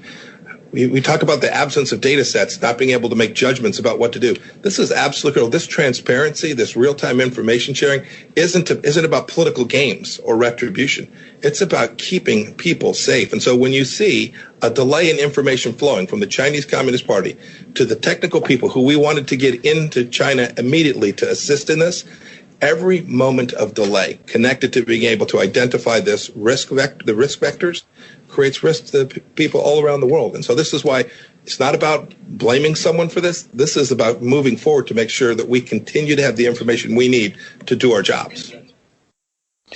So that's Secretary of State at the time, Mike Pompeo in the US there, Martin. What do you make of what he was saying? He's saying we don't really want to play a blame game because this was at the early stages of this. And, since then, of course, they have been certainly calling it the China virus. They've been very much blaming the Chinese for this and the Wuhan lab. Yeah, well, the Times of Israel, as you know, published, they said that the Israeli Defense Forces were tipped off by the Defense Intelligence Agency of the United States that a pandemic was coming out of China in November 2019. And also, of course, the stock market collapsed in terms of the credit crunch in September 2019. So I think the Chinese were playing their cards close to their chest because they didn't know what was happening, and it may well have been an attack on them, a biological warfare attack. It may just have been an accident. And of course, then it's just a test between which system responds most effectively. But it could very well, and don't forget Pompeo was saying, we've had enough of China. We've had enough of the Chinese Communist Party. We're going to overthrow their system. And of course, when the virus appeared in Wuhan, well, what he actually, it was Martin, just before... Martin, what he actually says, we're not going to tolerate China. Yeah. And the China, they flagged up that we're going to take down your system. And of course, the Chinese are very well aware that they are regarded as a major threat and that somebody is going to do something about them. Okay, so what about this comment? Nuclear warfare is not possible because they've got nuclear weapons, but biological warfare certainly is. What about if it was, they're winning. What about this comment, this is a live exercise? It's an interesting way to put it, isn't it? It is. It is a very interesting way, and it may be Freudian, but we couldn't read too much into it. Yeah, but as you say, later on, they were quite happy to spread the blame around, although I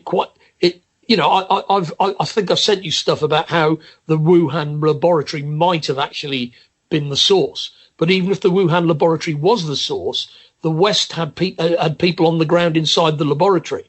So that would have been a perfect opportunity for them to basically seed it inside the China just before Chinese New Year, which is why the Chinese at the minute are trying to repress the virus in Hubei province, because, very soon everybody's going to be travelling like we do at Christmas. Everybody's going to be travelling around the country and it'll go all over the place. That's right. Get on top of it. I mean, the article you sent me is if COVID-19 did start with a lab leak, would we ever know? The two major investigations into the origins of the pandemic, this is in Wired.com, are compromised by potential conflicts of interest. Those problems need to be fixed and fast because, of course, we all know that the World Health Organization has sent its team into Wuhan, Martin, although I wonder if maybe we probably find out more by just simply reading Whitney Webb than by anything that they're going to find out. Yeah, well, it could be that this is a naturally occurring virus. It could be that it's been modified in a laboratory and escaped by accident, which is pretty much what those two articles are suggesting. Or it could be that it's a deliberate attack on the Chinese economy, given that that's what the Pompeo himself was saying. We're not going to tolerate China anymore, and all of the banging of the drums, we're going to put these people in their place. But if it was, the Chinese have actually managed to come through it fairly rapidly, and as long as they control this latest outbreak, their economy and Taiwan are going to be the only economies which will show positive growth in 2020. And of course, the Western powers are quite happy to have their own economies trashed as an excuse to bail the banks out. If there had been no COVID, we'd all have been discussing for the last year, what the hell have the banks been up to? We're bailing them out again. Well, it could have been all sorts of consequences for that. It could also be that the banks have been bailed out because of COVID. It could also be, of course, a gigantic chess move by the globalists in order to justify taking over the United Nations and the global economy, effectively taking over the world. Yeah, that's right. But the problem is with all of that, Tony, is that the effective lockdown in China means that China has not been defeated. And they were presuming, if it was an attack, that the Chinese would take the worst of the hit and then they'd be able to move in there. But they're not going to be able to do that, are they? Well, we shall see. OK, Martin, time to sign off now. Thanks very much to our guest in the first hour. That is Tim Kent. He's the Lib Dem councillor in Bristol City Council for Hengrove and Whitchurch Park. Also, thanks to Irish Republican Labour activist you just heard, Martin Summers there, and studio engineer and sound recordist Dave Bozanko. You can download our MP3s and listen in the car or anywhere you like. You can even have a look at the 3 books that I've done. You can download free watermark copies of those, or else you can even buy them if you're feeling particularly generous at thisweek.org.uk on the Martin Bormann timeline tag, or else you can go straight to bilderberg.org, where you'll find all the links to the books there. You'll find this show's podcast, story links, comment page, and all our contact details, etc. at thisweek.org.uk. I'm on Twitter at Tony Gosling. Have a relaxing and enjoyable PRSC weekend. Do please join us for the Politics Show live stream at 5 o'clock next Friday. And you can listen on this stream at 5 and 11 and most hours during the week to the same show. If you missed it, God bless, and don't let the banksters get you down.